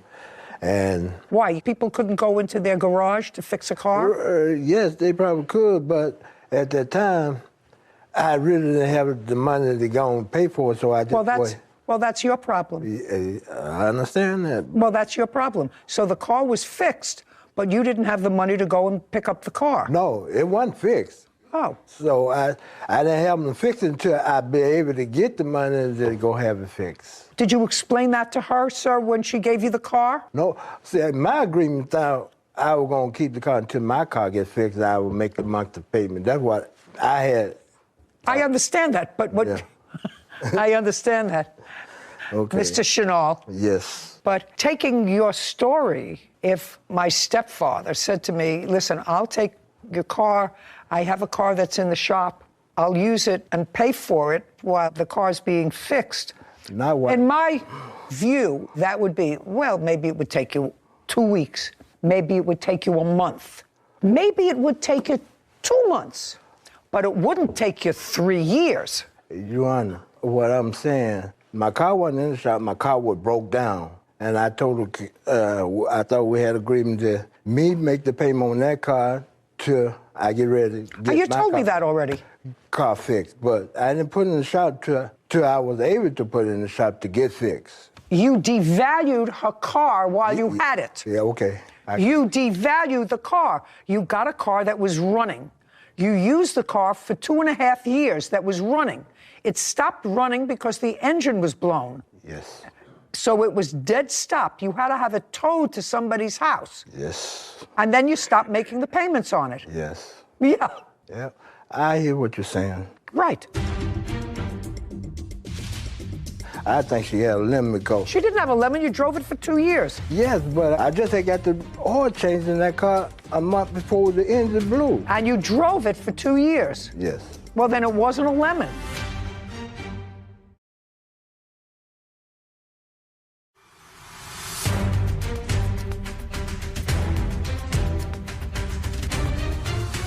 Kashana and Michael Breland claimed Kashana's stepdad, Harry Schnall, owes for car repairs and damage credit. Now, you have to act not only responsibly, but it would seem to me morally. This is your stepdaughter. You've known her for a long time. Yes. She went out, based upon her agreement with you, she went out and bought another car. Yes. Does the other car have a loan? Yes. Well, now she's stuck with 2 loans. And one of them has a car that you blew the engine on. I made sure the main was up on that car. I think she had a lemon because... She didn't have a lemon. You drove it for 2 years. Yes, but I I just had got the oil changed in that car a month before the engine blew. I don't know why the engine blew. How many years did you have the car? 2 years. And you drove it for 2 years. Yes. Well, then it wasn't a lemon. Okay. How much was left on the loan of the car? There is still $3,752.63 owed left on the vehicle. Okay, and where is the car now? It is parked at a relative's house. Your problem is the car is in your name. So you have to sell the car, subject to this lien. You have to be able to get something for the car. Do you understand? Yes. What's the value of that car? Based on 80,000 miles, they didn't say in the papers, but around 7,000 to 9,000. And what if it's in very poor condition? I have to look into it. Take a look and see, because this car so far is not running. Yeah. And it hasn't been running for almost now a year. Yes, that's correct. So at best you can sell it for scrap. So you have to get the car and you can scrap it because nobody's going to buy it when they can't drive it. So Kelley Blue Book will not provide an estimate for poor conditions, vehicles that are not running or in poor condition.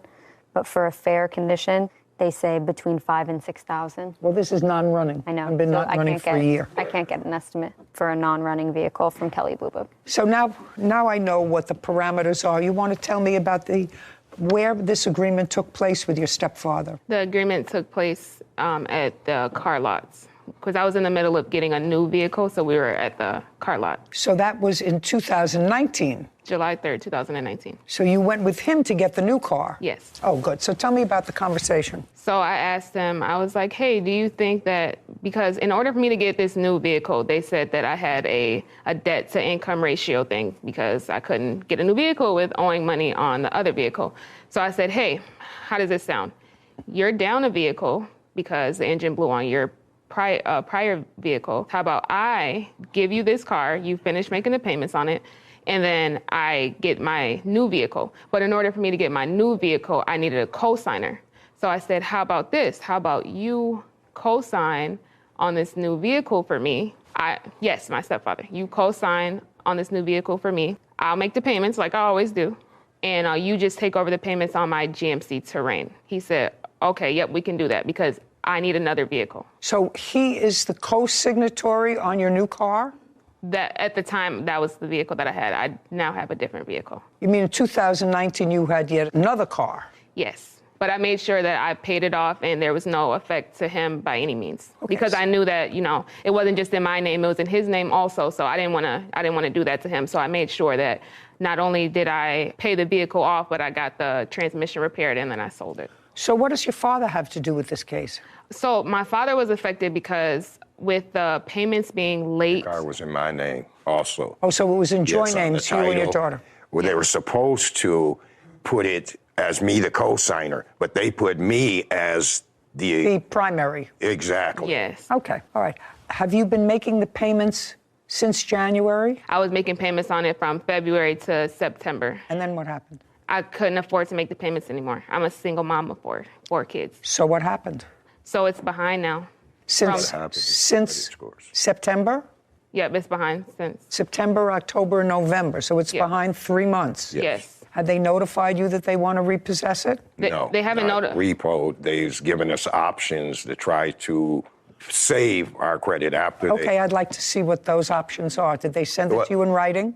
No. Did they send you it a was letter? verbal on the phone when they called, and we were discussing other options that they may offer to Okay, so make what was the this so best it's not option worse. that they offered you? The best option that they offered was basically to come up with about $396 to pay to get the car note caught up because it was 4 months behind. The car note's $225 each month. So it wouldn't have got... No.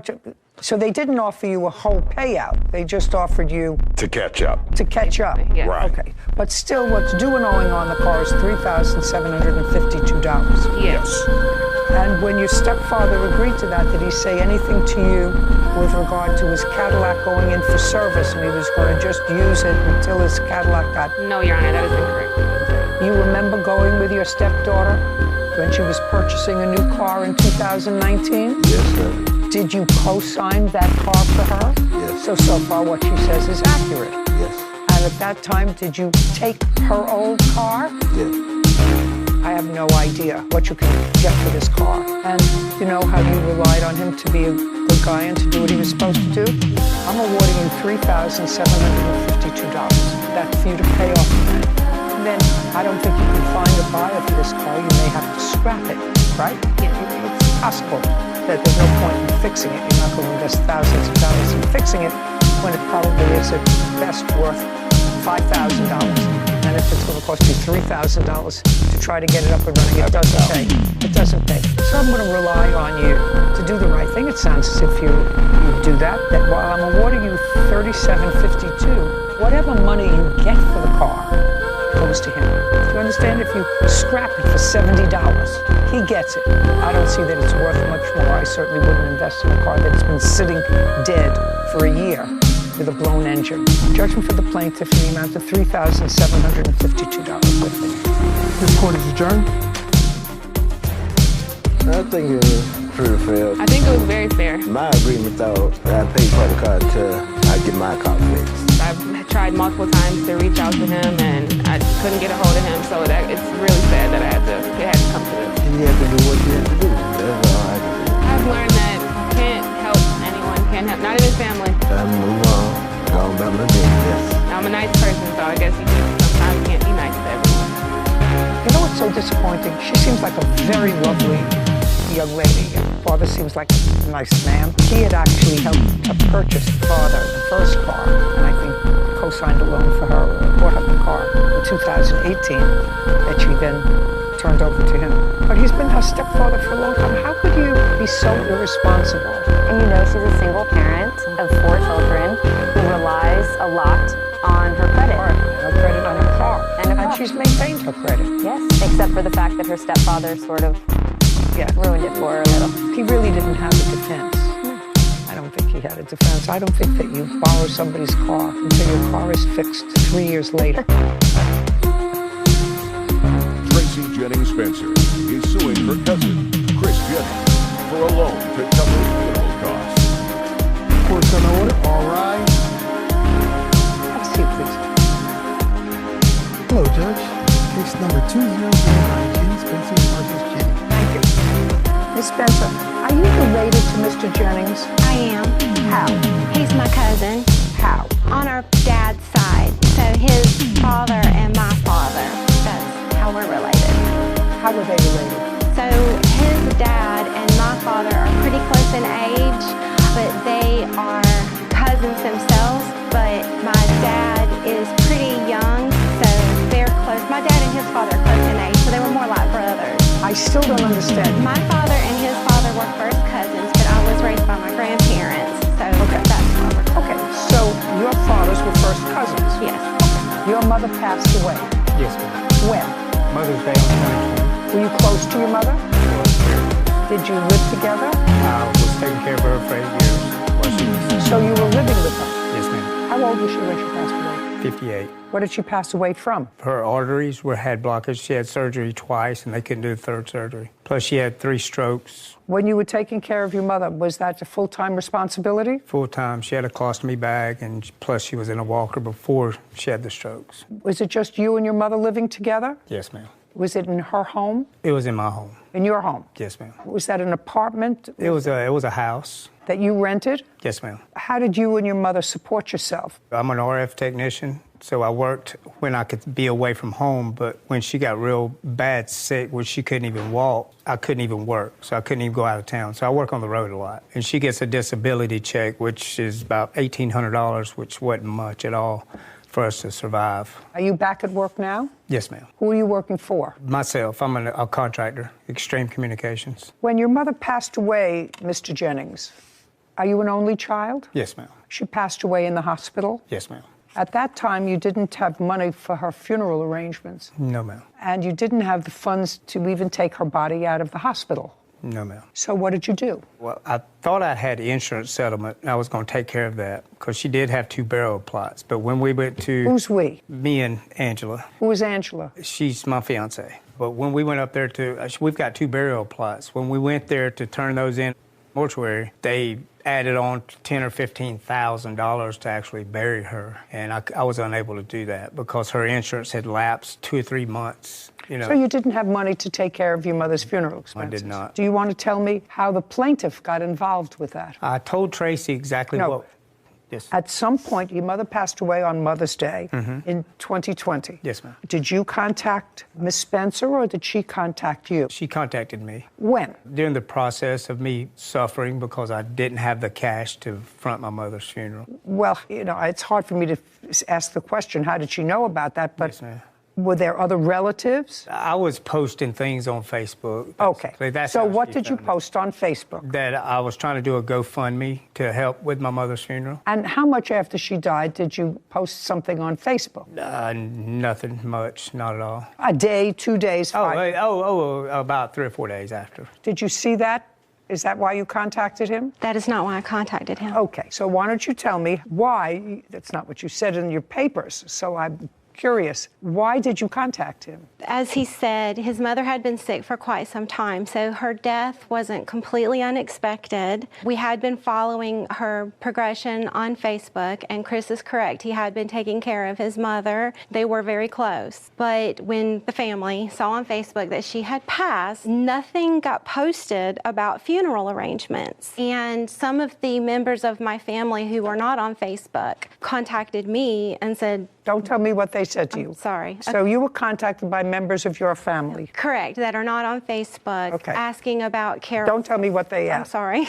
As a result of those conversations, did you contact him? Eventually. I did not contact him immediately because I just didn't feel like it was the right time. I knew. When? Was it in June? So it was right after her passing.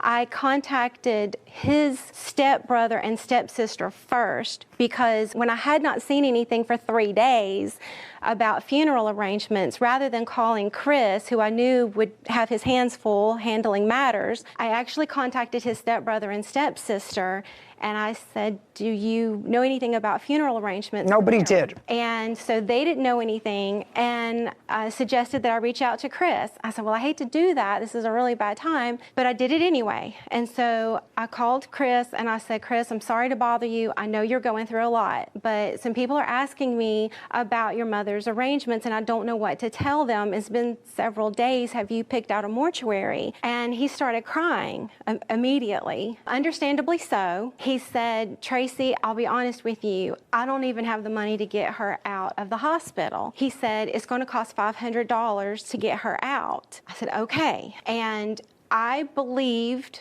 without a shadow of a doubt, that he truly didn't have the money because they had a very tight relationship. So there was no question in my mind if he had the $500 to get her out, he would have. I said, Chris, it's okay. I'll loan you the money. I'll call the hospital. I'll take care of it. Just calm down. And so we hung up. I called the hospital and I told them, I said, I'm not next of kin, but I'm going to take care of this matter on behalf of my cousin. So here's my credit card for $500. And the morgue told me that I couldn't pay $500, that was only their portion of having her body released from the morgue, that they could only send her body to a funeral home.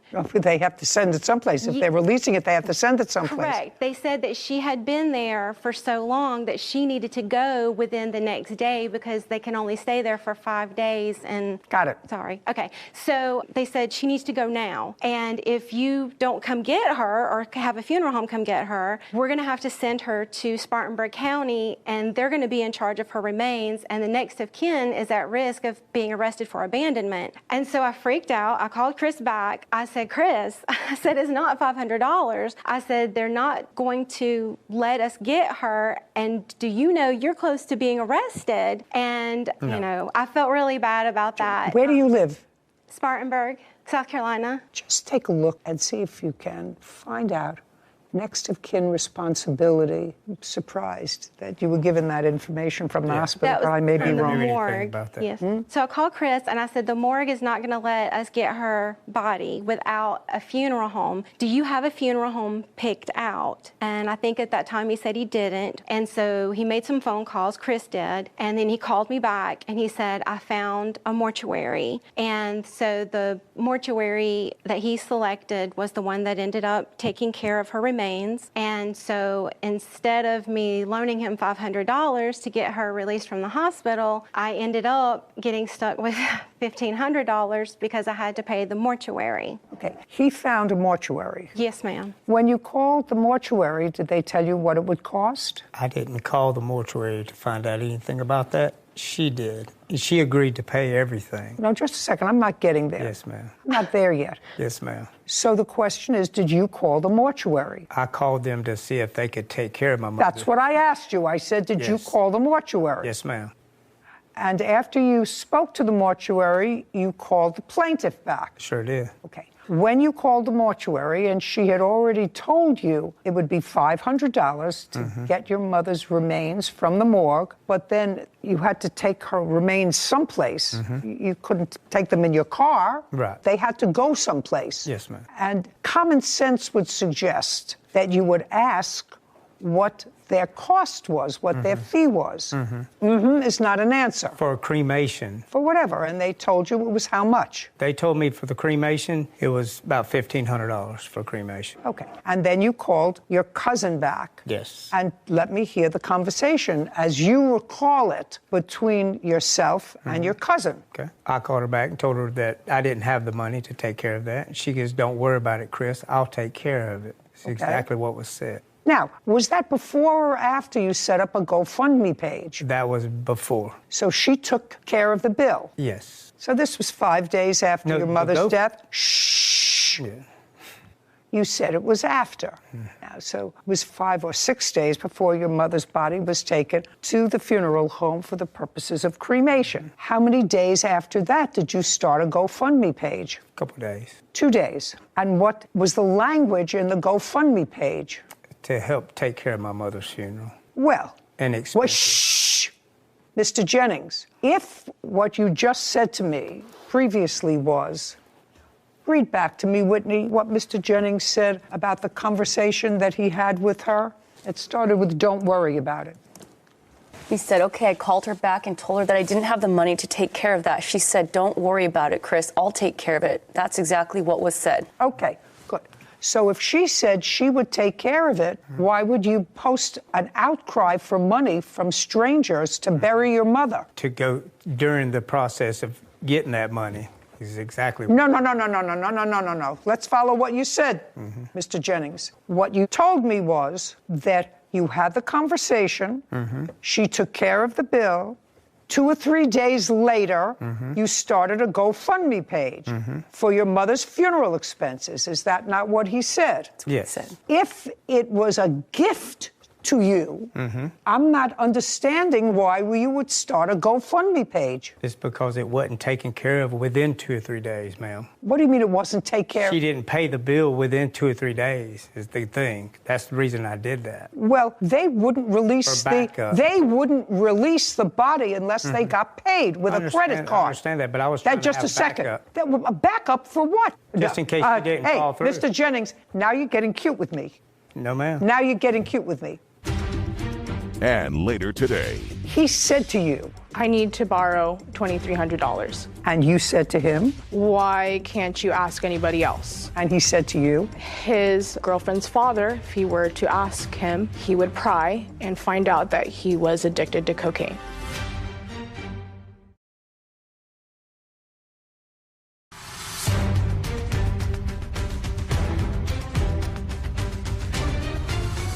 Tracy Jennings Spencer says her cousin, Chris Jennings, owes for a loan to cover his mother's funeral costs. Chris claims it was a gift. Now, the plaintiff had to give the hospital her credit card. Is that correct? Yes, ma'am. So before they released the body, which they had to do within a day, they had her credit card. And it wasn't until after that that you started a GoFundMe page. Okay. And don't raise your hand.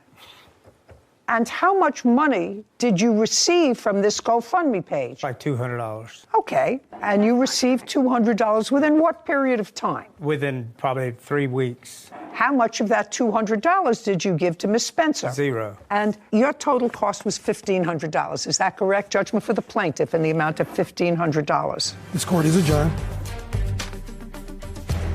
Well, I'm very pleased that she saw what really did happen. I think everything went exactly as planned. I tried to step up in a time of desperation and an emergency situation, and look where it got me. Everything's fine. I think we'll be able to move past. I mean, at the end of the day, he's still my cousin, he's still my blood, and I'm always going to love him.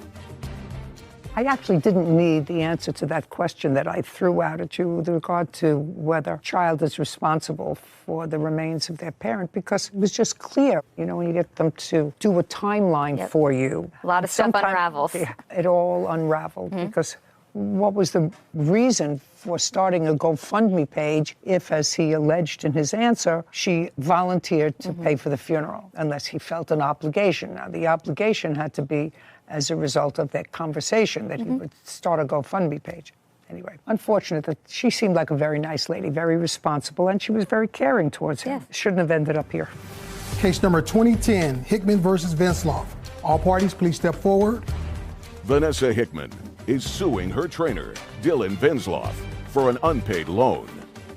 Ms. Hickman, your case is relatively simple. You claim that you made a loan to the defendant, who was your personal trainer, when he said he was in a financial bind and he needed rent money, and you made the loan. And he paid some. His wife paid some. Correct. He made a couple of payments, but there is still a substantial balance. Correct. Mr. Vensloff said that this was not a loan, but prepayment for his training services, and that you sort of backed out of the training/nutrition program. So that's your problem. You lose your money. That's your defense, right? Yes. Just curious, before I get started with this case, how much do you get per hour for personal training? No, don't look over there. I want you to know that I know all about this. Everybody that I know except me has a personal trainer. I work out every day. I don't take instruction well, so I don't have a personal trainer. I have a husband who had a personal trainer. All my friends have personal trainers. So now I want you to answer my question, unless there's something extraordinary about you, which there is not. How much do you get per hour for personal training? $75. That's a reasonable figure. Just informational purposes. How much money did you take from Miss Hickman? How much money did I take? Yes, how much money did you take from me? I haven't decided what it's for, but money exchanged between you, she has proof of how much it was, and you. How much money? I believe it was $2,300. Is that right? Correct. And on what date did she give you $2,300? I believe sometime at the end of last year, or it was close to the beginning of this year, somewhere along that time. Date? November 22nd, 2021. And at that time, how long had you been training her? Since when? When did you start with her as a client? I think like the beginning of summer last year, so I'd say... Date? July 2021. Beginning, middle, or end? Beginning. July, August, September, October. So you had been training her for 4 months. Yes, ma'am. Up until November 22nd, how much money had she given you for training? Did she pay you by the week? Did she pay you by the month? How did she pay you? Up front, first, okay. Monthly. In July? Yep. Not yup. That's not yup. Yes, yup ma'am. You say to your friends or to your wife. So in July, Yes. when you started, Yes. she gave you how much? $500. For the month of July? Yes, ma'am. The month of August, how much did she give you? 500. Is that correct? Correct. September, Same amount, ma'am. 500. October, Same amount.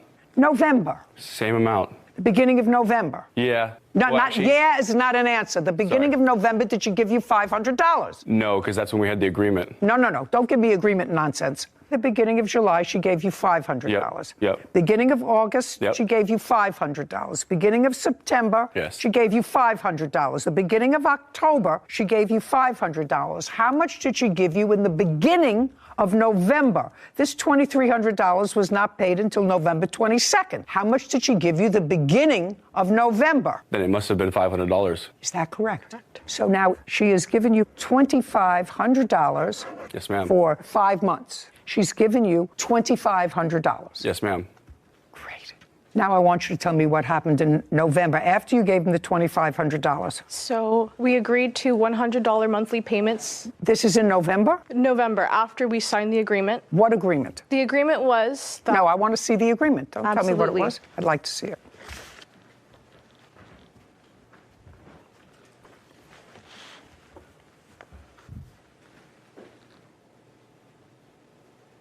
Who wrote this? I did. Well, I don't actually understand it. It says, I, Mr. Venzloff, hereby accept $2,300 from my client, Vanessa Hickman, in trade and paid in advance for training. This will cover meal plans, planned workouts, in-person training, check-ins, and virtual check-ins from November 22nd, 2021 to May 15th, or 1 month of training and payment plans of no less than $100 a month, starting 12/22/21. I agree to pay back the full amount in 12 months. I actually don't understand what that means, because you agreed to pay back the full amount in 12 months by paying her no less than $100 a month, starting December 2021. First part says you're accepting this $2,300 from your client in trade and paid in advance for training, but that you will pay her $100 a month and be finished paying her in 12 months by 11/22/2022.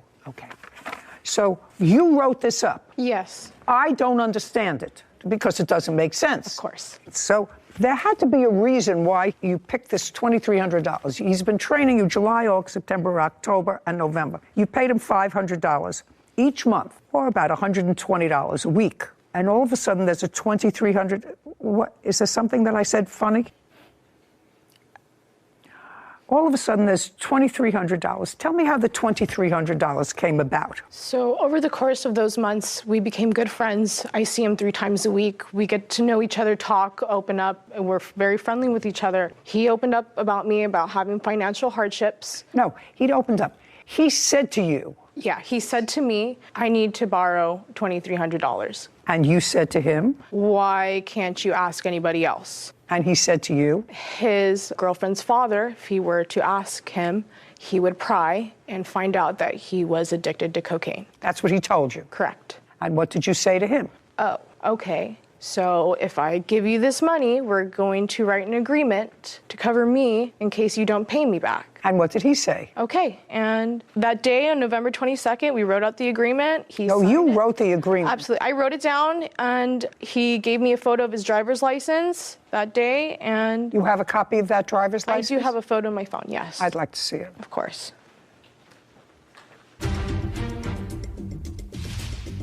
So you were working, and he was working. He was making money. So if you're the wife, you say, what do you mean? We need money for rent. I'm working. You're working. What's it all about? Did you know he had a drug problem?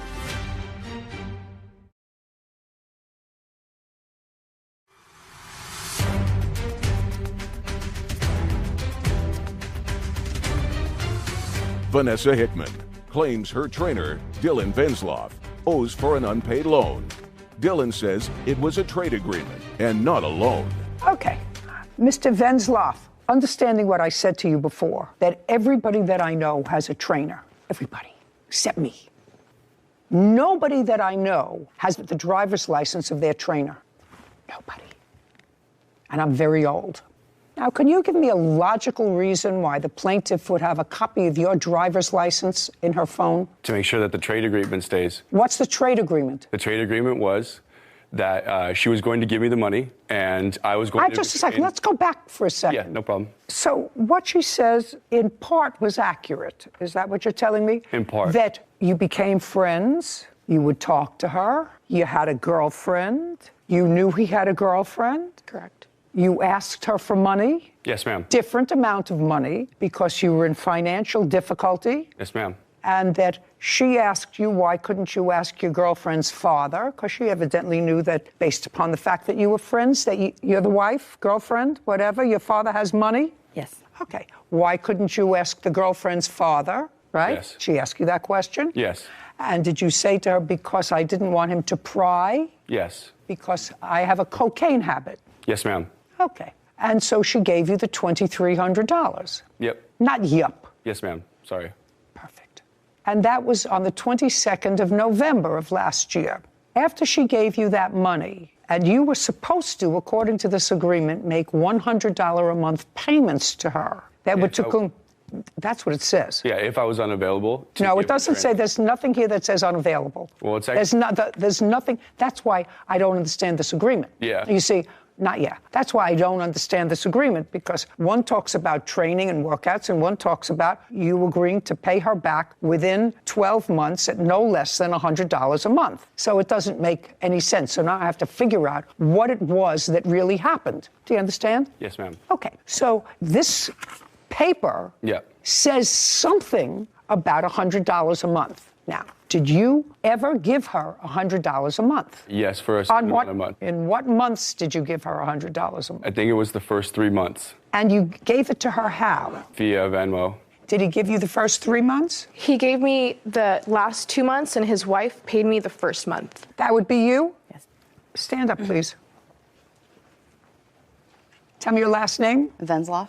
When did you find out that your husband had taken money from the plaintiff? When she had sent me a message on Instagram asking for me to send her money that he was late on a payment. And that was in what month? I believe mid-January she messaged me. January of 2022? Correct. And up until that time, your husband had not told you that he took money from the plaintiff?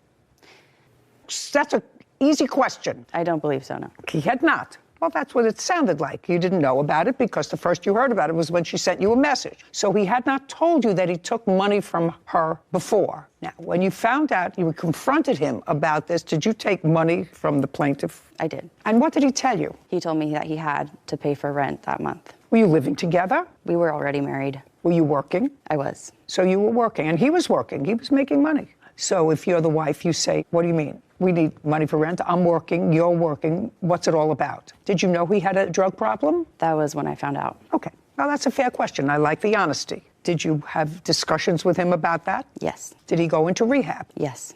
Great. When did he go into rehab? He went for a week in December into a detox, and then he went for a month this last June, I believe. Because he had a relapse? Yes. How long was it in June? 30 days. During December and June, had he ever been arrested? No. So he did this voluntarily? Yes. Good for you. Thank you. Take a breath. All fine. Your husband owes her $1,800. That's what she's suing for. That's what he owes her. He knows he owes her that money. She was doing a good thing. She was being kind to him. And probably, ultimately, if he stays clean, saved his life. Mm-hmm. Reasonable, because but for that, you wouldn't have found out. You wouldn't have forced him to take some action. Is that what happened? Yes. Do you have a drug problem? I don't know. Does your father still not like him? They're best friends. They're best friends? Yes. Interesting. I'm absolutely shocked. Judgment for the plaintiff in the amount of $1,800. We're finished. This court is adjourned. I thought that she handled it very well. I didn't need to go over all the details. She did that all for me. Honestly, it was a trade agreement, which it clearly states in the first part, so I had the entire year. I don't think that he could have sent me the payments. I had to keep... To either pay her back or train her, and she served me before the contract was even up. Crying and messaging him for it. I think court was where it needed to be settled. All she wanted was the money back, but I told her I was completely available. Then she moved out of the area. He's a great trainer, absolutely amazing trainer, hands down. Borrowing money, not the smartest decision. Well, I think he could have handled the situation differently, but I think he was trying to do his best to get us out of a sticky situation. You know, I think it's about time to find someone else. I remember my law school days, Sarah. Not clearly, but I remember my law school days. And you know how important it is, I always say you should have a writing. But you're supposed to have a writing that's clear. And I know that there's a rule of law that if a contract or an agreement is ambiguous, that a third party can't figure out, fact finder can't figure out what the intent of the parties was. Was it a training agreement, which is what he said, which is a lot of baloney? Was it a loan? That you're allowed to go beyond that contract. So your experience in law school is much closer. I did just study this. So it's true that if a fully integrated agreement, meaning that it's clear, the meeting of the minds between parties is clear to a third-party fact finder, then usually outside evidence is not allowed because you clearly have what the meeting of the minds of the parties was. However, in a case like this, when it's more ambiguous or the terms are ambiguous or you're not quite clear what the meeting of the minds was for, a loan, like you said, or training. Sandra Duenas. He's suing exotic pet store owner Brian Chow for money from a snake breeding business. Court come to order. All rise. Have a seat, everyone. So, Judge, case number 212, Duenas versus Cho. Thank you. You're welcome. Ms. Duenas, it looks to me from your papers that you decided to go into a business with someone. Yes. With whom? With the defendant, Brian Chow. And you know him how? He's a family friend. And you know what his business is? Yes. What is his business? He currently sells reticulated pythons, snakes, exotic animals, monitors, lizards. And you like those things? My ex-boyfriend did. Did you? I was more for the investment part. Okay. I was the investor at the time. At the time you reached out to this family friend who was in the exotic snake business, your idea was to create a business. No, Your Honor. It was actually the defendant's idea. I don't care whose idea it was. Your idea was to create a business with your ex-boyfriend. I agreed to the business, but it wasn't our idea. Whether you agreed to the business or not, you invested money in the business. Yes. Which means that unless there's something wrong with you, and I see that there is not, you wanted to go into business with the defendant. Yes. So let's be easy. Okay. And at the time that you wanted to go into business with the defendant, I'll get to what the nature of that business was in a second. I know it had something to do with that wonderful-looking snake. You had a boyfriend. Yes. And the boyfriend liked snakes. Yes. And you went along with the ride. Yes. What month and year were you still with the boyfriend when you decided to go into the business, which you will explain to me? Back in November of 2019. So right before COVID. Yes. What was your boyfriend doing at the time? He was working at an airport. And he and Mr. Cho were friends? Yes. How long had you known him? 2-3 weeks, Your Honor. Where did you meet him? He came into my store and acquired I didn't ask anything. That's how you met him? Yes. I'm going to get through this case and get this lovely thing out of the courtroom as quickly as I possibly can. Wow. Some people find them exotic and gorgeous. I find them a little bit squirmy. So in November 2019, boyfriend and you decided to go into the business. Explain the business that you invested in. I invested on 5 reticulated pythons, 1 male and 4 females. That was the original deal. And what were you going to do with them? Mr. Brian Chow was going to have it in his shop, and together we were going to breed them and make a profit out of them. So the intention was never for you to take these pythons to your residence? No. And you understood that? No. They're buying the snake, Your Honor. Okay.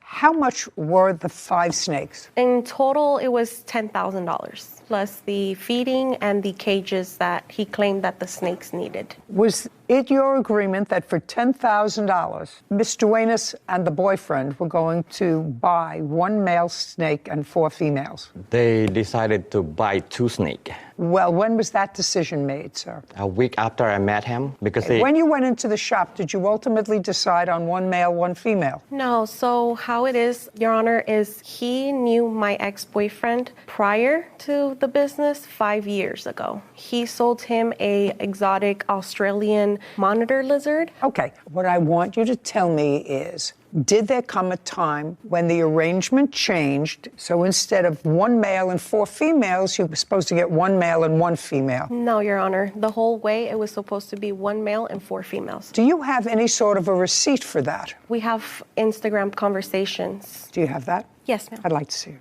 Okay.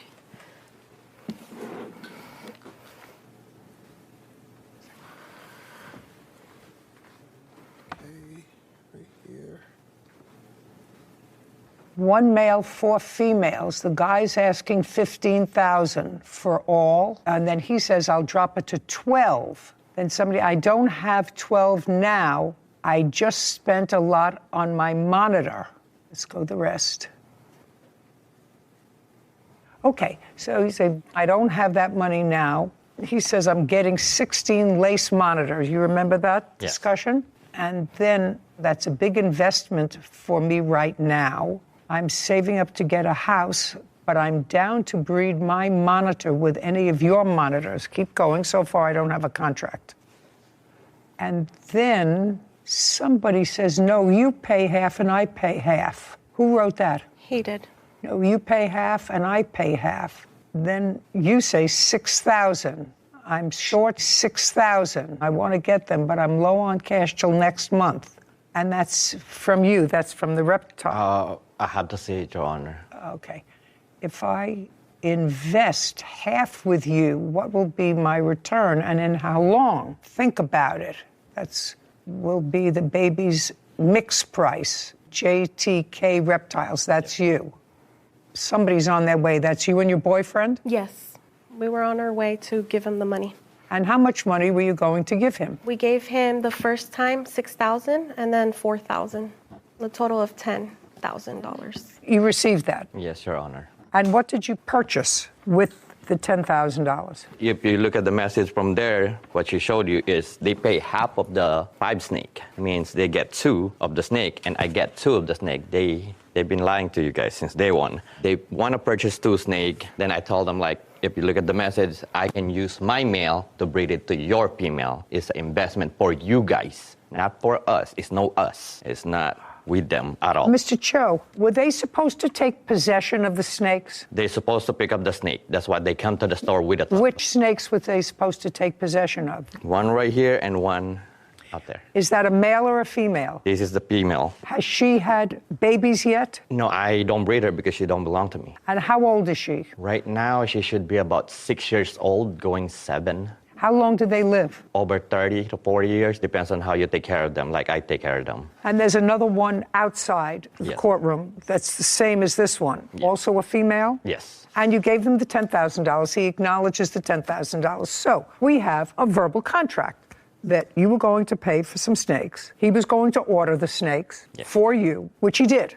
And that was accomplished, and the payment for the snakes was done on what date, the first payment? Approximately in November of 2019. And when was the next $4,000 payment? The same month, I would say like a week. Good. And when did you order the snakes, Mr. Chow? Right after I get the 10th. Yeah, because I cannot just acquire the animal without the payment. Okay, so now you've got the payment and you order the animals. Yes. On what date do they arrive? 2 days after, they're FedEx delivered to my shop. And when did you notify the plaintiffs that they were there? The day that they came.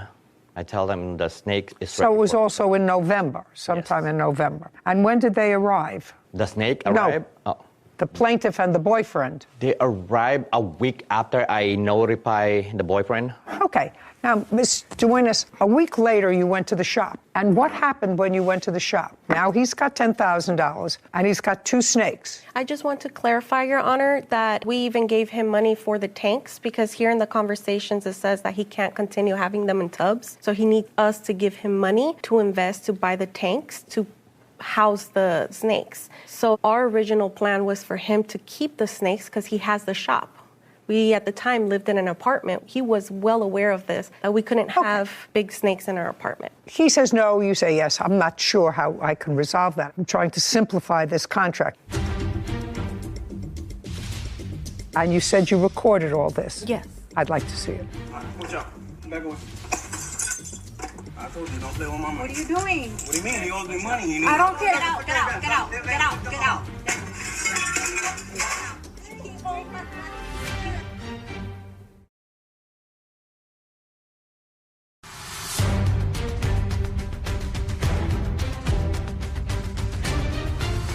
Cassandra Duenas claims exotic pet store owner Brian Chow owes her money for a snake breeding business.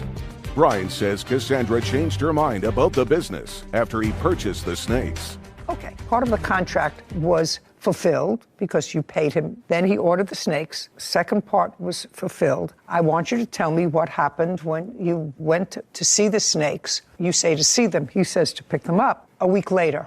So when we went to the shop, Who went? led us to Who went? My ex-boyfriend and I. What led us to there is because after he obtained the snakes, he was not reaching out back to us. He was Just a week later. Yes. You went to the shop. Mhm. He notified you that the snakes were there. Mhm. There's no question about that. Now, you went to the shop for what purpose? Because he switched it and then he said it was 2 snakes when originally the plan was 1 male and 4 females. That 1 male was going to breed with the 4. So right out the back, he lied to us what our agreement was here, that he clearly texted us and said 4 males and 1 female. So it was 5 snakes. So we went to the shop. But there was a problem there with pricing. In the Instagram messages, a suggestion, because some of the texts were unavailable.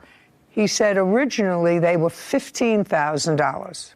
And then there was some discussion of $12,000. And then there was some discussion of $6,000. He says he'll pay half and you pay half. And there, I can imagine that there was some sort of an agreement for you to keep the snakes if you were going to pay half.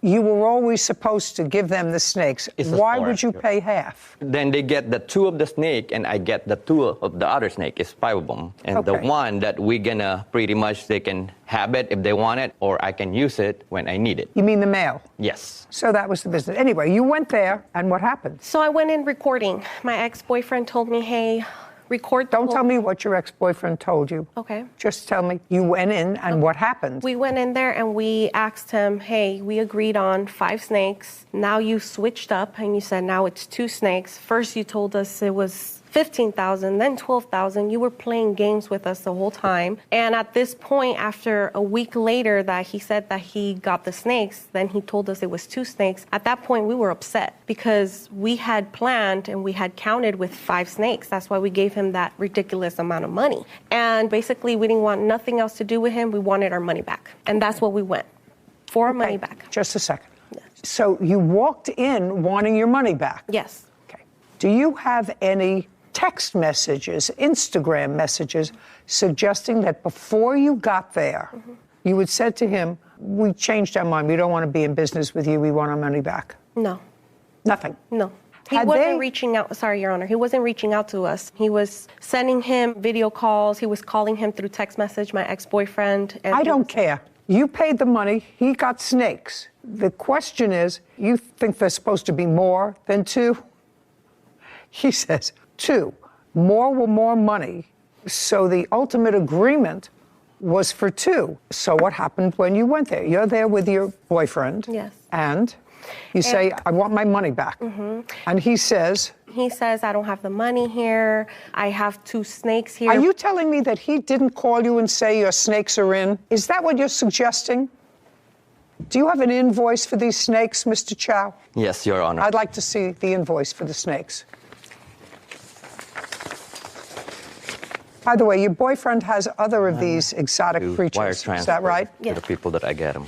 What kind of exotic creatures does he have? One that he sold him, an Australian water monitor from the Philippines. And? He has 2 rhino iguanas, a pair. He has a, I don't know the name, but it changes colors. Mr. Chow? Yes. This is a wire transfer, May 24th, 2018. And the date of this wire transfer is August of 2018. And those are for the lace monitor that dip. Are these lace monitors? Yes. Sorry, Your Honor, these are not lace monitors. These are reticulated pythons. These are not monitors. Monitors are lizards. These are snakes. Lace monitor bell face. Yes, Your Honor. Well, that's not that. No, Your Honor. Well, these are useless. Yes, but that's connected to the rest of what they did. What does it have to do with these two snakes? What I want to see is when you purchased these two snakes. Yeah, I don't have it, Your Honor. Well, get it. What do you mean you don't have it? I left it at home. I'm so sorry. Well, what'd you bring these for? Those are the time that they both got arrested when they went to my shop. Yeah, but you now have those back, right? Yes. You have those back. So if you had to take documents, why didn't you take the documents for the snakes in question? The lace monitor lizards aren't in question. You have them back. They may have taken them. They were arrested and you finally got them back. So I don't understand that. I just mistaken grabbed the wrong paper. Well, Mr. Chow, do you deal with these people regularly, that you buy snakes from them regularly? Not really. It depends on the size of the animal and depends what kind of animal. Well, you have the date of purchase someplace, Mr. Chow, and I don't want you to waste my time. Yeah, I'm so sorry. That's why I just said I don't have it, Your Honor. Did they purchase that kind of snake? Yes, Your Honor. Is that correct? It was 5 snakes, Your Honor. Don't give me 5. That type of snake. Oh, yes, the reticulated python, yes. And the one that's outside is the same, correct? Yes. And you did not purchase baby snakes. No. You wanted full-grown snakes because they were a business. You wanted them able to be breeding. Okay. Should have brought the paperwork. And you went in there that day in November because you had changed your mind. Yes, and on top, yes. Because you had changed your mind. Yes. That's the answer. You had changed your mind. You can give me a whole bunch of excuses, and you told him you changed your mind, you want your money back. And he said no, because I ordered the snakes, and I got them in, and they're yours. Contract is completed. I'm merely holding your property. And then there was a kerfuffle. And tell me about the kerfuffle. The issue was that it was going back to what I was saying is then we asked him as well, can we have like receipt? How much did you really pay for them? No, that's not your business. That's not your business, how much you really paid for them. He made a deal, you paid him. If he got them for $2,000 and you paid him $10,000, that's nothing. The kerfuffle, let's draw this down to its most simple English. Mm-hmm. You wanted your money back and you wanted to cancel this contract. Yes, it's just when we arrived, those weren't the snakes that we ordered. These were the breed of it, is the ones that he was putting here on Instagram, which I have, which is not those. So we ordered something and we got something else. So is what you're telling me, you went there to pick up your, because now it's changed. You went there to pick up your snakes. Mm-hmm. When you got there, they turned out to be a different... It's breed. It's like the... Pythons, right? Yes. Mm-hmm. They're pythons, but it was a different kind of python. Mm-hmm. Now you're telling me because it was a different python, you wanted your money back. Yes, because it wasn't what we paid for. It's like we paid for a Ferrari and we got a Toyota, basically. It's basically You know nothing about pythons, so... You're taking your cues from your boyfriend because that's his strong suit. Is it yours as well? No, I'm just the investor. Right. So your boyfriend had a conversation with him and said, those aren't the snakes that I ordered. Yes. Okay. And I want my money back. Yes. And you said you recorded all this. Yes. I'd like to see it. And when he broke the glass, where did he take them? He put it in a bin. And is that you carrying them out? Yes, and that's the reason why I was charged with the robbery, just because I walked out with the item. That's fine. That's a co-conspirator.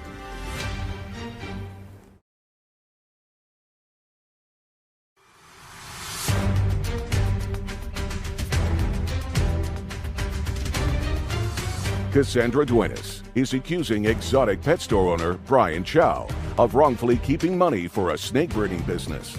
Brian says he fulfilled their agreement and claims Cassandra stole property from his store. And you said you recorded all this? Yes. I'd like to see it. Okay. You just press play. Which one? Oh, right here. And then you press that. This one? Yes. Okay. Ready? Mm-hmm. You guys just want to do the money back? Yeah. The 10,180 in total, and then money on top of that for lending you the money and everything. I didn't see that coming. Yeah, because we didn't see this coming. You just kept on giving us a runaround and a runaround. Oh, no, what? About the mail. Remember that? No, that's why I'm waiting for the mail to be delivered. I don't have the mail. Yeah, but remember you had told us that the guy had it because he had to leave and he had to gut out because he has surgery and all that stuff. Yeah. We gave you the money right there and then. You don't understand what mission we had to go I through. didn't know. I don't mind getting you guys your money back, but I don't have cash right now. You guys caught me by surprise.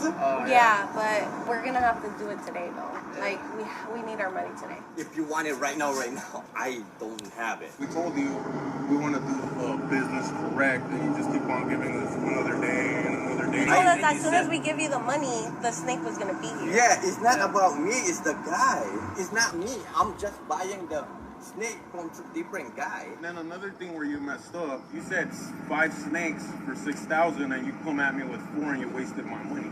Yeah, and I told you that he gave me only 4 snakes, the big giant. Yeah, and why would you waste money if I told you to get the 5 snakes? If you worry about the last one, I can pay for it. It's a meal that we don't need. But I have to do all this, so I have to get like this for you to do that? No, bro. How can I trust you now? Bro, the 4 snake is right here. I'm gonna go get something. What's wrong with you, bro? I'm just asking you. Let's talk. No, we're not gonna talk. I told you don't with me. I don't talk with you, bro.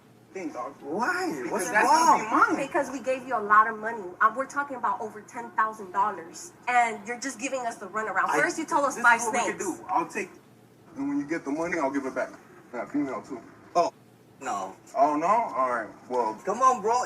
You're looking at a 15 grand. I told you don't play with me. I don't play with you. You don't even have the money right now. Open them up, man. I got the half of the money. Open them up. I'm trying to talk to you, bro. No, there's no more talking because we gave you the money right here and then. That's unprofessional. You're trying to scam us, and you don't do that to people like that. I didn't. How did I scam you? Before I open it. You're telling me that you don't have the money. I have half of the money because I'm waiting for the snake. Bro, if you guys gonna get arrested. There's no arrested.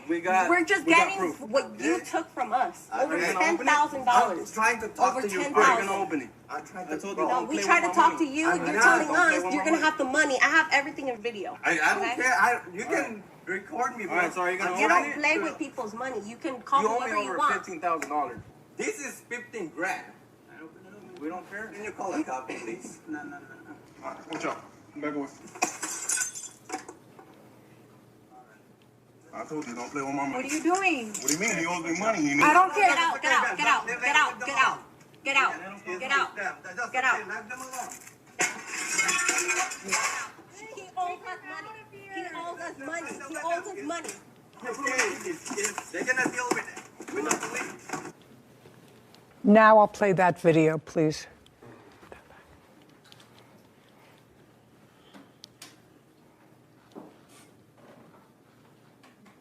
That's your boyfriend breaking into the... Yes. And when he broke the glass and took out whatever lizards he took out with him, where did he take them? You were still with him. Yes, he put it in a bin. And is that you carrying them out? Yes, and that's the reason why I was charged with the robbery, just because I walked out with the item. That's all right. That's fine. That's a co-conspirator. Ultimately, the lizards that you took were returned to you. Yes, Your Honor. And it seems, Mr. Chow, at the beginning of this case, I must acknowledge to you that I was sympathetic to your position, that they had ordered snakes. You ordered them. You got them. Yes, Your Honor. And then the contract is completed. Uncross your arms. No, I'm so sorry. But it's clear from the tape that the plaintiff played for me that you acknowledged that you did not fulfill your end of the contract, that you were blaming your inability to fulfill your end of the contract on some third party. Is that what I heard in the tape? I mean, you know, my hearing's not really acute, but that's what you said. I have no control. I can give you back half your money, but I can't give you back all your money. So the contract was not complete. It was complete because they supposed to get only 2 snakes. I didn't see anywhere where it says just 2 snakes. There was a whole bunch of conversation there about the male snake, and you were supposed to deliver to them the male snake. And you said, I don't have that money now, but I can get that money for you. I can give you the first money. I don't have the second money. It was clear that the contract was not complete unless you have something to show me that it was. But what I heard, it was not. That doesn't mean that Ms. Duenas has the right to break your property and to steal property that belongs to you. What they do is they come into a court and say, you have my money. The contract was not fulfilled. I want my money back. That's what you do. Are you in the business of breeding snakes for your store? Yes, Your Honor. And if we were to go on the internet now, Yes, Your Honor. how much would one of those snakes, which is 6 or 7 years old, according to you, sell for? Right now, this size, you're looking at it about 6,000 to 7,000 each one. But if you troll the internet of people who actually like those creatures in their house, for whatever reason, if you put up that snake on the internet for sale, how fast would it take you to sell it? I'll say like about a month and a half. They're rare. Yes. Is that right? That's what you're saying. It's rare and is just not a lot of people will acquire that much money. Even though they can sell the babies. And how many babies do they have? In a year, they can do from 30 to 50. And each one of the 30 to 50, you can sell for $3,500. Yes. I suggest you do that. She gets her $10,000 back. Judgment for the plaintiff in the amount of $10,000. We're finished. Thank you very much. This court is adjourned. I'm very happy, and I'm happy that she was able to see herself that the defendant got caught multiple lies. They're just a customer. He wasn't truthful since the beginning. Ever since we invested. They bought a snake. I would want to give their snake, but they don't want to take it. And it's very sad how nowadays you can't trust in anybody. I think one great lesson that a lot of people can take away from that is you have to know the business that you're investing in. I can appreciate she was sort of doing it for her boyfriend and he had the knowledge about the exotic animals, but that's her money at the end of the day. And if you're going to put your own hard-earned money on the line, it should be a business that you at least put in the time to learn about. To understand. Exactly. So that you don't have to rely on somebody else to make the right decisions. Who's going to be gone tomorrow? Exactly.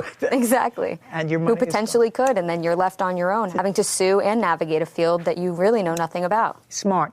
And it was also an example of a contract that was not fully executed. I actually thought when I started the case that there was an offer, an acceptance, you performed, paid the money, got the snakes, and then you can't change your mind. Once you get it, you say, well, I changed my mind. But that's not what happened. Nope. And her video demonstrated that that's not what happened because Mr. Chow started to waft. Well, it's not my fault I don't have your mail. It's another guy, and I would give it to you, but I can't give it to you as soon as I get it, you know. Yeah. So he did not deliver on the contract. So I had very little compulsion other than to say, you don't have to take the snake and you get your money back. Yeah. Anyway, done. Yeah. And the snake is gone.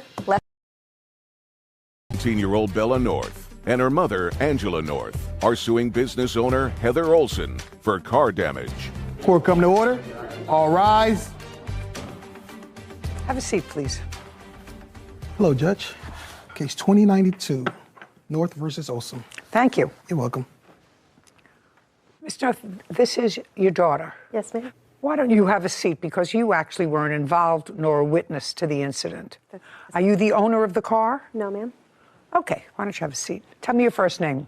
Bella. Bella. Bella, from what I gather from reading the papers, you and the defendant's daughter were good friends. Yes, still are. And have been friends for a very long time. So, not a very difficult case. You were going to visit Ms. Olson's daughter, Lotus. Yep. And according to you, you've done that innumerable times in the past. You were also 17 at the time? Yes. You went to visit Lotus, to trying to find the date in your complaint, on April 16th of 2022. Yes. And when you got to the house, which you had done many, many times before, according to you, you parked behind the defendant's car. Yes, I did. Was the defendant in her car at the time you parked your car? I did not see the car on when I pulled up behind it. I turned around for a moment to gather my things, to my backpack, my charger, everything. I then look up and I see the car is on. I never saw anyone. You never saw anyone get in the car? Yes, exactly. Okay. Now, could you tell me what kind of car were you driving? A 2001 Honda Accord. So a very small car? Yes, sedan. And you were in a large car, Miss Olson? Your car is a large car. Yes, Your Honor. What kind of car is it? It's a Suburban. Now, can you tell me why you parked behind her car? If you parked behind her car, you were blocking her in. Yes. So I parked behind her car because Lotus has told me in the past. You can't tell me anything that Lotus told you. Okay. I parked behind her car so that the driveway to my left was free for people to come in and out, because I am aware that she does have residents in her home, and I was... But that means that she couldn't get her car out if you were parked right behind her. Correct. Okay. Now, is there parking on the street, Mrs. Olson? Yes, Your Honor. May I see that? No, I don't want to. Thank you. May I describe what is in the photo? Well, I'm just asking you, is there on-street parking here or not? It's not laid out, but you're allowed to park on the street. We have also additional parking next door at the neighbors. They've invited us to park. No, you can't tell me that they invited you. Sorry. I'm just asking whether Miss North could have parked someplace else. And the answer is she could have. It was more convenient to park behind your Suburban. Now, as you turned around to gather your backpack, according to your complaint, you felt something hit your car, your 21-year-old car, right? Yes. Would you look up 2001 Honda? Where did you get the car from? I got it from a small dealership in my town, Sarasota. Who purchased it? I did. For how much? $3,000. Okay. And you felt something hit your car? Yes. And then you looked up, according to what I read, and you saw the backup lights on. Yes, I looked up, saw the reverse lights on, waited, saw the car back up into me, hit my car, I honk, the car stops, the car then continues to reverse again, hitting my car, I honk, they stop, I then turn back on my car, I reverse away so she can get out, and then she proceeds to leave. Okay. And show me what the damage was to your car. Yes, ma'am. The Kelly Blue Book value is $2,500 to $3,500, so right in the range. Great. What is this? A picture of? The 2 scratches and the dent. Let me see the whole car. I do not have a picture of my whole car. Well, that's unfortunate. I see a scratch. I don't know if it's a scratch. I see some. There's a hole towards the corner of the light that was not there before. My whole light is. You mean this? Mm-hmm. Yep. See where there's a gap in the light is supposed to be collided with the bumper, and it's not. Mm-hmm. It was hit and damaged. Okay. Did you see her car when you came out? No, Your Honor. She didn't see you, so you were in the car, I assume, when she pulled up behind you. Do you understand? So she was in her car, in her driveway, when you pulled up in your car and blocked her car in. If you had seen her in the car, would you have parked behind her? No. So you didn't look to see whether she was in her car? No. And she was in her car, and her car is high. You look up, you have a big Suburban. You don't expect anybody to be stupid enough to park behind your car. You're in your car already, because clearly she didn't see you pull up because she was in her car, right? Now I'm going to ask you, because you say you don't remember hitting something or you weren't sure you hit anything. Is that your answer that I'm getting? When my other daughter drove up, parked the vehicle, left it running, ran inside the house, I ran out and, of course, checked behind me and drove out. I asked you a question. You didn't? I did not hit anything. Well, you don't remember hitting anything. Correct, Your Honor.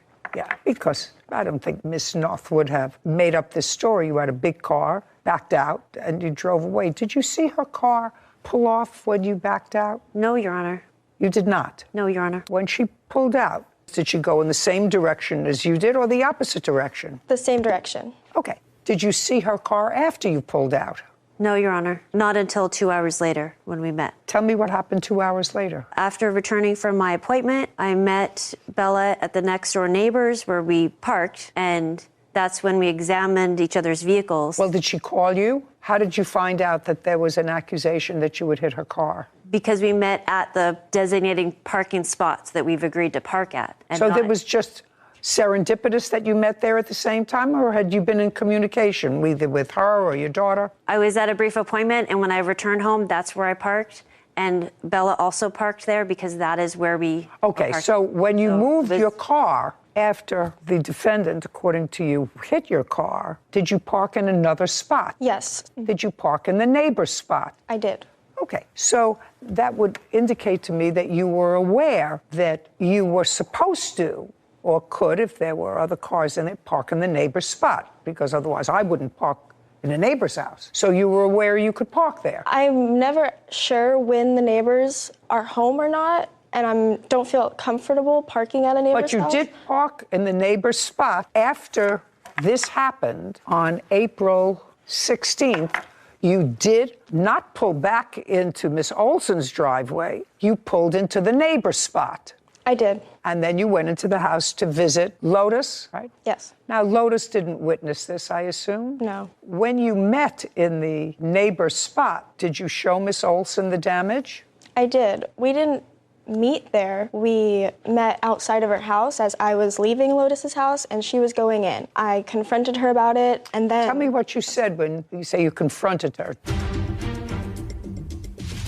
Tell me what you said to her. That's the question. I said, "Are you aware that you hit something earlier? That was my car. Do you want to go check it out?" Is that the conversation that you had with her outside? No, Your Honor. Are you trying to tell me that it happened earlier in the year and your dogs just found the hole? They had never been out before? Is that what you're trying to tell me? Yes, ma'am. Oh, I don't believe that, sir.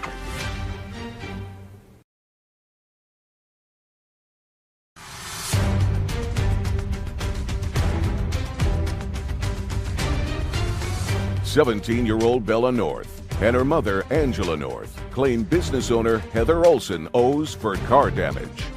Okay, tell me what you said when you say you confronted her. Heather knew that she... Don't tell me what she knew. Tell me what you said to her. That's the question. I said, "Are you aware that you hit something earlier? That was my car. Do you want to go check it out?" And she said? Yes, of course. And? And then she did. She said, "Okay, the damage will probably be at least $600. And then she told me to go to an auto body shop, which I did. And she told me to get an estimate, which I did. And that was that. Okay. Is that the conversation that you had with her outside? No, Your Honor. Tell me your version of the conversation that you had with her. Will you acknowledge that you met her? Yes. When Bella and I met outside, she came at me accusing me of hitting her vehicle. Tell me what she said to you and you said to her. She did say that I hit her vehicle and asked me to look at her vehicle damage. Immediately, I agreed to go look at both vehicles. And we looked at both vehicles. We both took photos of both vehicles. There was minor damage all the way around her vehicle, and I could not see any damage on mine.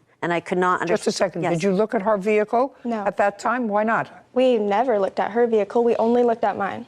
Well, she drove in her vehicle. Yes. Why wouldn't you look at her vehicle? It was about my vehicle. We were concerned with my damage. It was your damage, but you were contributorily negligent. I understand that, yeah. Well, you'd understand that, so you'd want to look at her vehicle, too. Did you ever have a conversation with her and say to her, take her to a body shop? Yes, Your Honor, that is true. Okay. I said, go ahead and see if they can find any damage that could have been caused by an accident like that, because I didn't believe it, and I didn't remember ever hitting her. And I thought it would be more like $200. Bella did come back with an invoice for $600 or $700. And then that was shocking to me because I couldn't believe that there was any damage just from that. So it turned out that the body work she was going to have done was basically her entire bumper and both headlights, which is a lot. Which is not the damage that, even assuming arguendo that you caused, she only showed me a picture of one headlight. Can I see the estimate that you have? Do you want all three or just the one that she... What do you want to tell me, Lotus? I was a witness to that conversation. Oh, I'd like to hear it.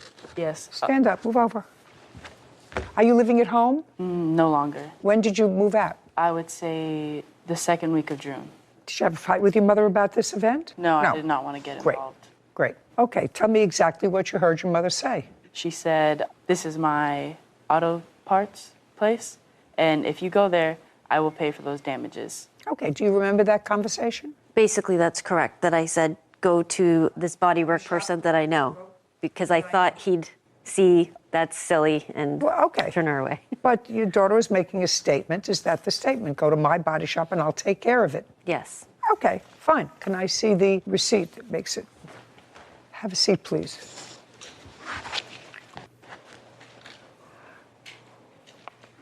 This says customer pays $0, insurance pays $795. In my historical brain of information, an estimate from a body shop when they believe insurance is going to pay for it is always a little bit inflated. Did you have your car fixed? Not yet. Not yet. Okay. You agreed to pay for the damage. That's what you agreed to. I will tell you, if you had not agreed to pay for the damage, I would find the plaintiff 50% responsible for this accident. She was as negligent as you were in hitting her car, and I do believe that you hit her car. So absent an agreement by you to pay for the damage, I would actually split this between the two of you and find the plaintiff 50% contributory negligent. But since you agreed to pay for the damage and you acknowledge you agreed to pay for the damage, I must rely on this bill, which is $795. Judgment for the plaintiff. Thank you.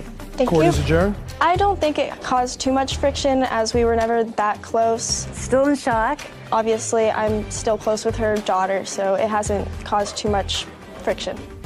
I agreed with your judgment to give the plaintiff a little bit of money, but I'm not so sure on the contributory negligence reasoning. I agree that parking behind someone's vehicle is never ideal, but if you're going to operate a motor vehicle, you have to check your surroundings. I think that people have to be more careful when they're driving. People have to be vigilant, but, you know, just because there's an accident doesn't mean it has to be always someone's fault. Sure. That's why they invented the doctrine of contributory negligence. I actually think it was just lazy of the plaintiff to park in a spot. She wasn't paying attention to her surroundings because she didn't see the defendant in her car. The defendant ran into her car, didn't see the little car behind. I believe that they were equally responsible. But for the agreement that the defendant made, I would not have awarded her the whole thing. I would have awarded her 50%. Seemed like just a case of blind spots and bad timing. Yeah, that's true. Case 2078, Ali versus Miller. All parties, please step forward. Syed Ali is suing dog owner Abra Miller for car damage from a dog attack. Mr. Ali, you bought yourself a Tesla. Yes, ma'am. A new one?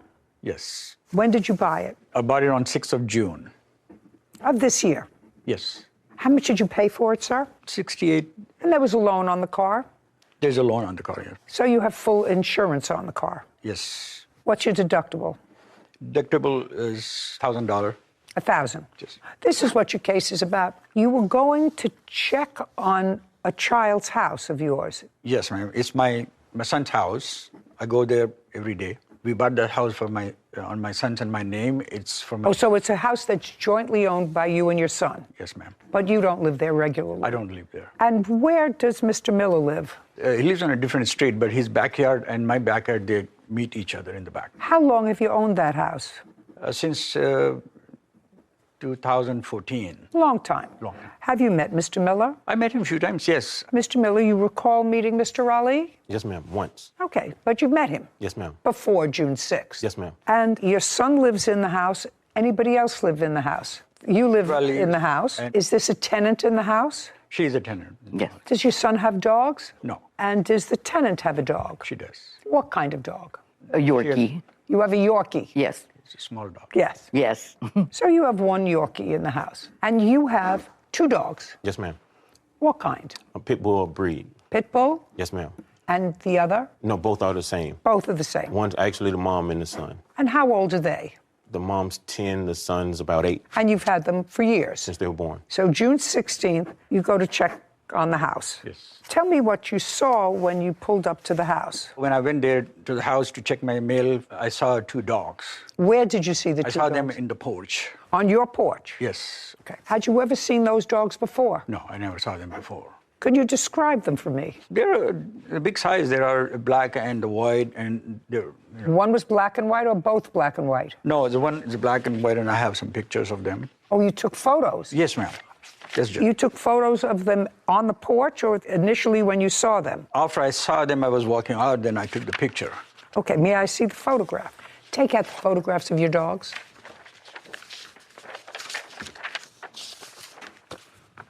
Would you say, give me both photographs, please?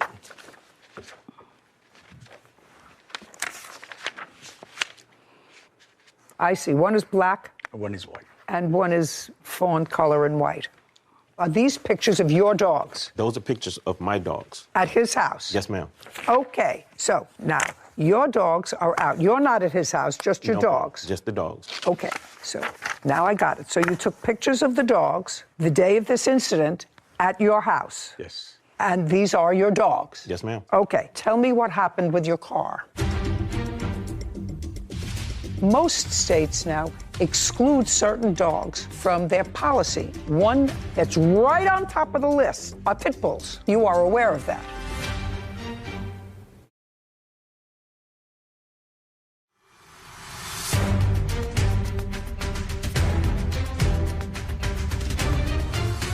Syed Ali claims dog owner Abram Miller owes for car damage after his dogs attacked Syed's Tesla.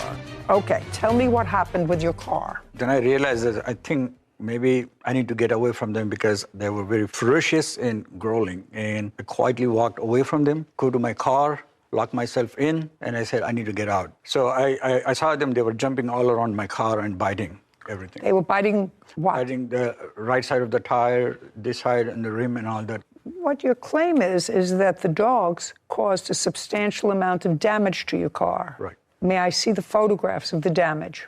Yes, ma'am.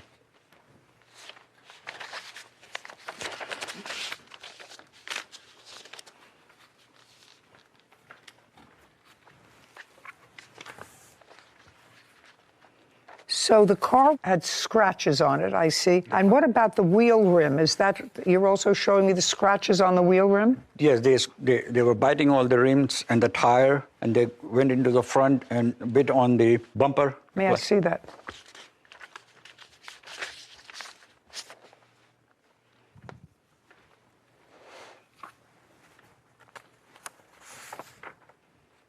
Okay, have you seen the pictures? Yes, ma'am. He sent you pictures of damage. He sent me some pictures, yes. Of the damage. Okay, so now, Mr. Miller, what Mr. Ali is saying is that your dogs, who he has pictures of, that you acknowledge are your dogs, Yes, ma'am. caused damage to his car that he had for a week, that he paid almost $70,000 for. The dogs were clearly outside of your control. They were out of your control because you acknowledge that the photographs of them are without collars, without leashes, nobody around them, and the photographs are taken at his house. I'd like to hear a defense. Your Honor, there was no way for my dogs to have done the damage. My dogs are older. One of them has no teeth. We have to put water and stuff on her food just so she can eat. The other dog's teeth are filed down. Both of them are up in age. My dogs have never harmed anyone. I have 10 cars of my own in my yard, and I've never had my dogs biting any tires, any damage. Mr. Miller. Yes, ma'am. That's why they call dogs dogs. They're animals. Yes, ma'am. Because on one dog, it looks as if the incisors are filed down a little bit. Still has teeth, but the incisors are filed down. Is what you're telling me that that was a natural process, or you had them filed down? No, ma'am. Absolutely natural. Absolutely not what? Absolutely natural. Absolutely natural. Okay, so the dogs still have teeth. They are smoother rather than sharp, but they still have teeth. Okay, but that's why they're dogs. You weren't there to witness this, so I have to assume that what the plaintiff tells me is true because his evidence is consistent with that. He has photographs of your dogs outside of your control, no collar, no leash, at his house. And he said that he took those pictures on the date of the incident and he has damage to his car. Now, if somebody has that problem, they don't want to blame the wrong person. And the dogs he's identified as causing the damage are your dogs. I'm still waiting for a defense. You mean the fact that they've never done it before you think is a defense? No, ma'am, not. What were they doing outside of your control? They actually got out of my yard from a previous tenant of his dogs that dug a hole up under my gate. Just a second. So a previous tenant of his had a dog. Had several dogs. Several dogs. Yes, ma'am. Doesn't live there anymore, dug a hole under the fence. When did that happen? That was earlier that year. Okay, and when did you first discover it? I didn't realize it until after this incident. Are you trying to tell me that it happened earlier in the year and your dogs just found the hole? They had never been out before? Is that what you're trying to tell me? Yes, ma'am. Oh, I don't believe that, sir. You're responsible for his deductible. Did you have the car fixed?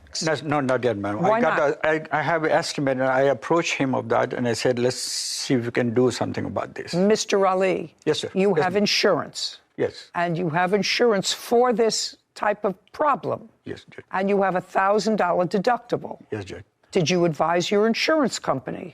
I wasn't, because I was trying to see what my good friend neighbor wants to do. Do you own your home? Yes, ma'am. Do you have homeowner's insurance? Yes, ma'am. Does the homeowner's insurance exclude your pit bulls? Do they exclude them? I'm not sure. Well, in what state do you live? Florida. In Florida.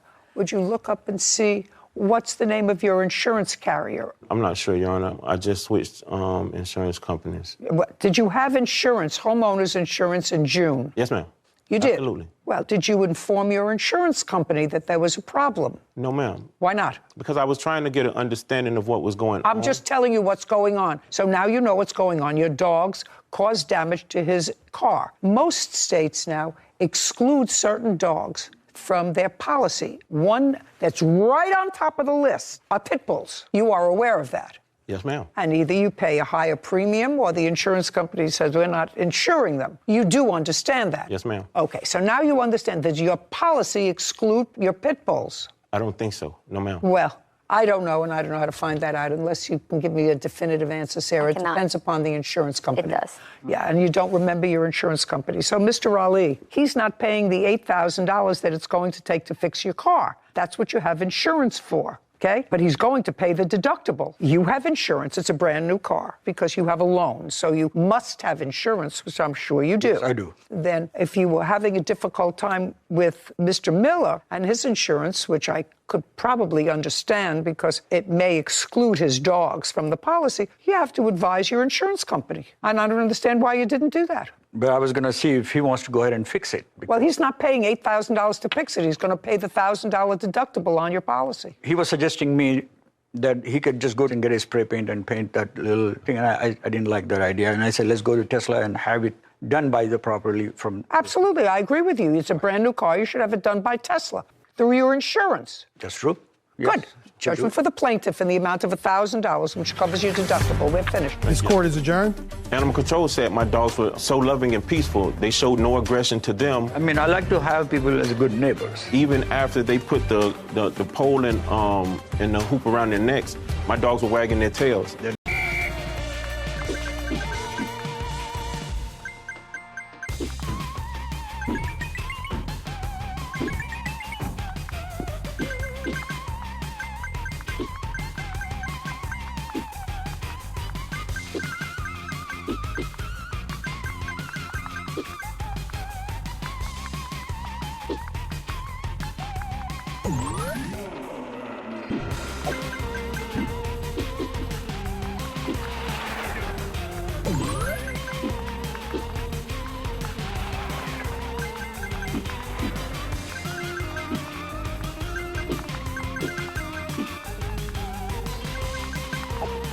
you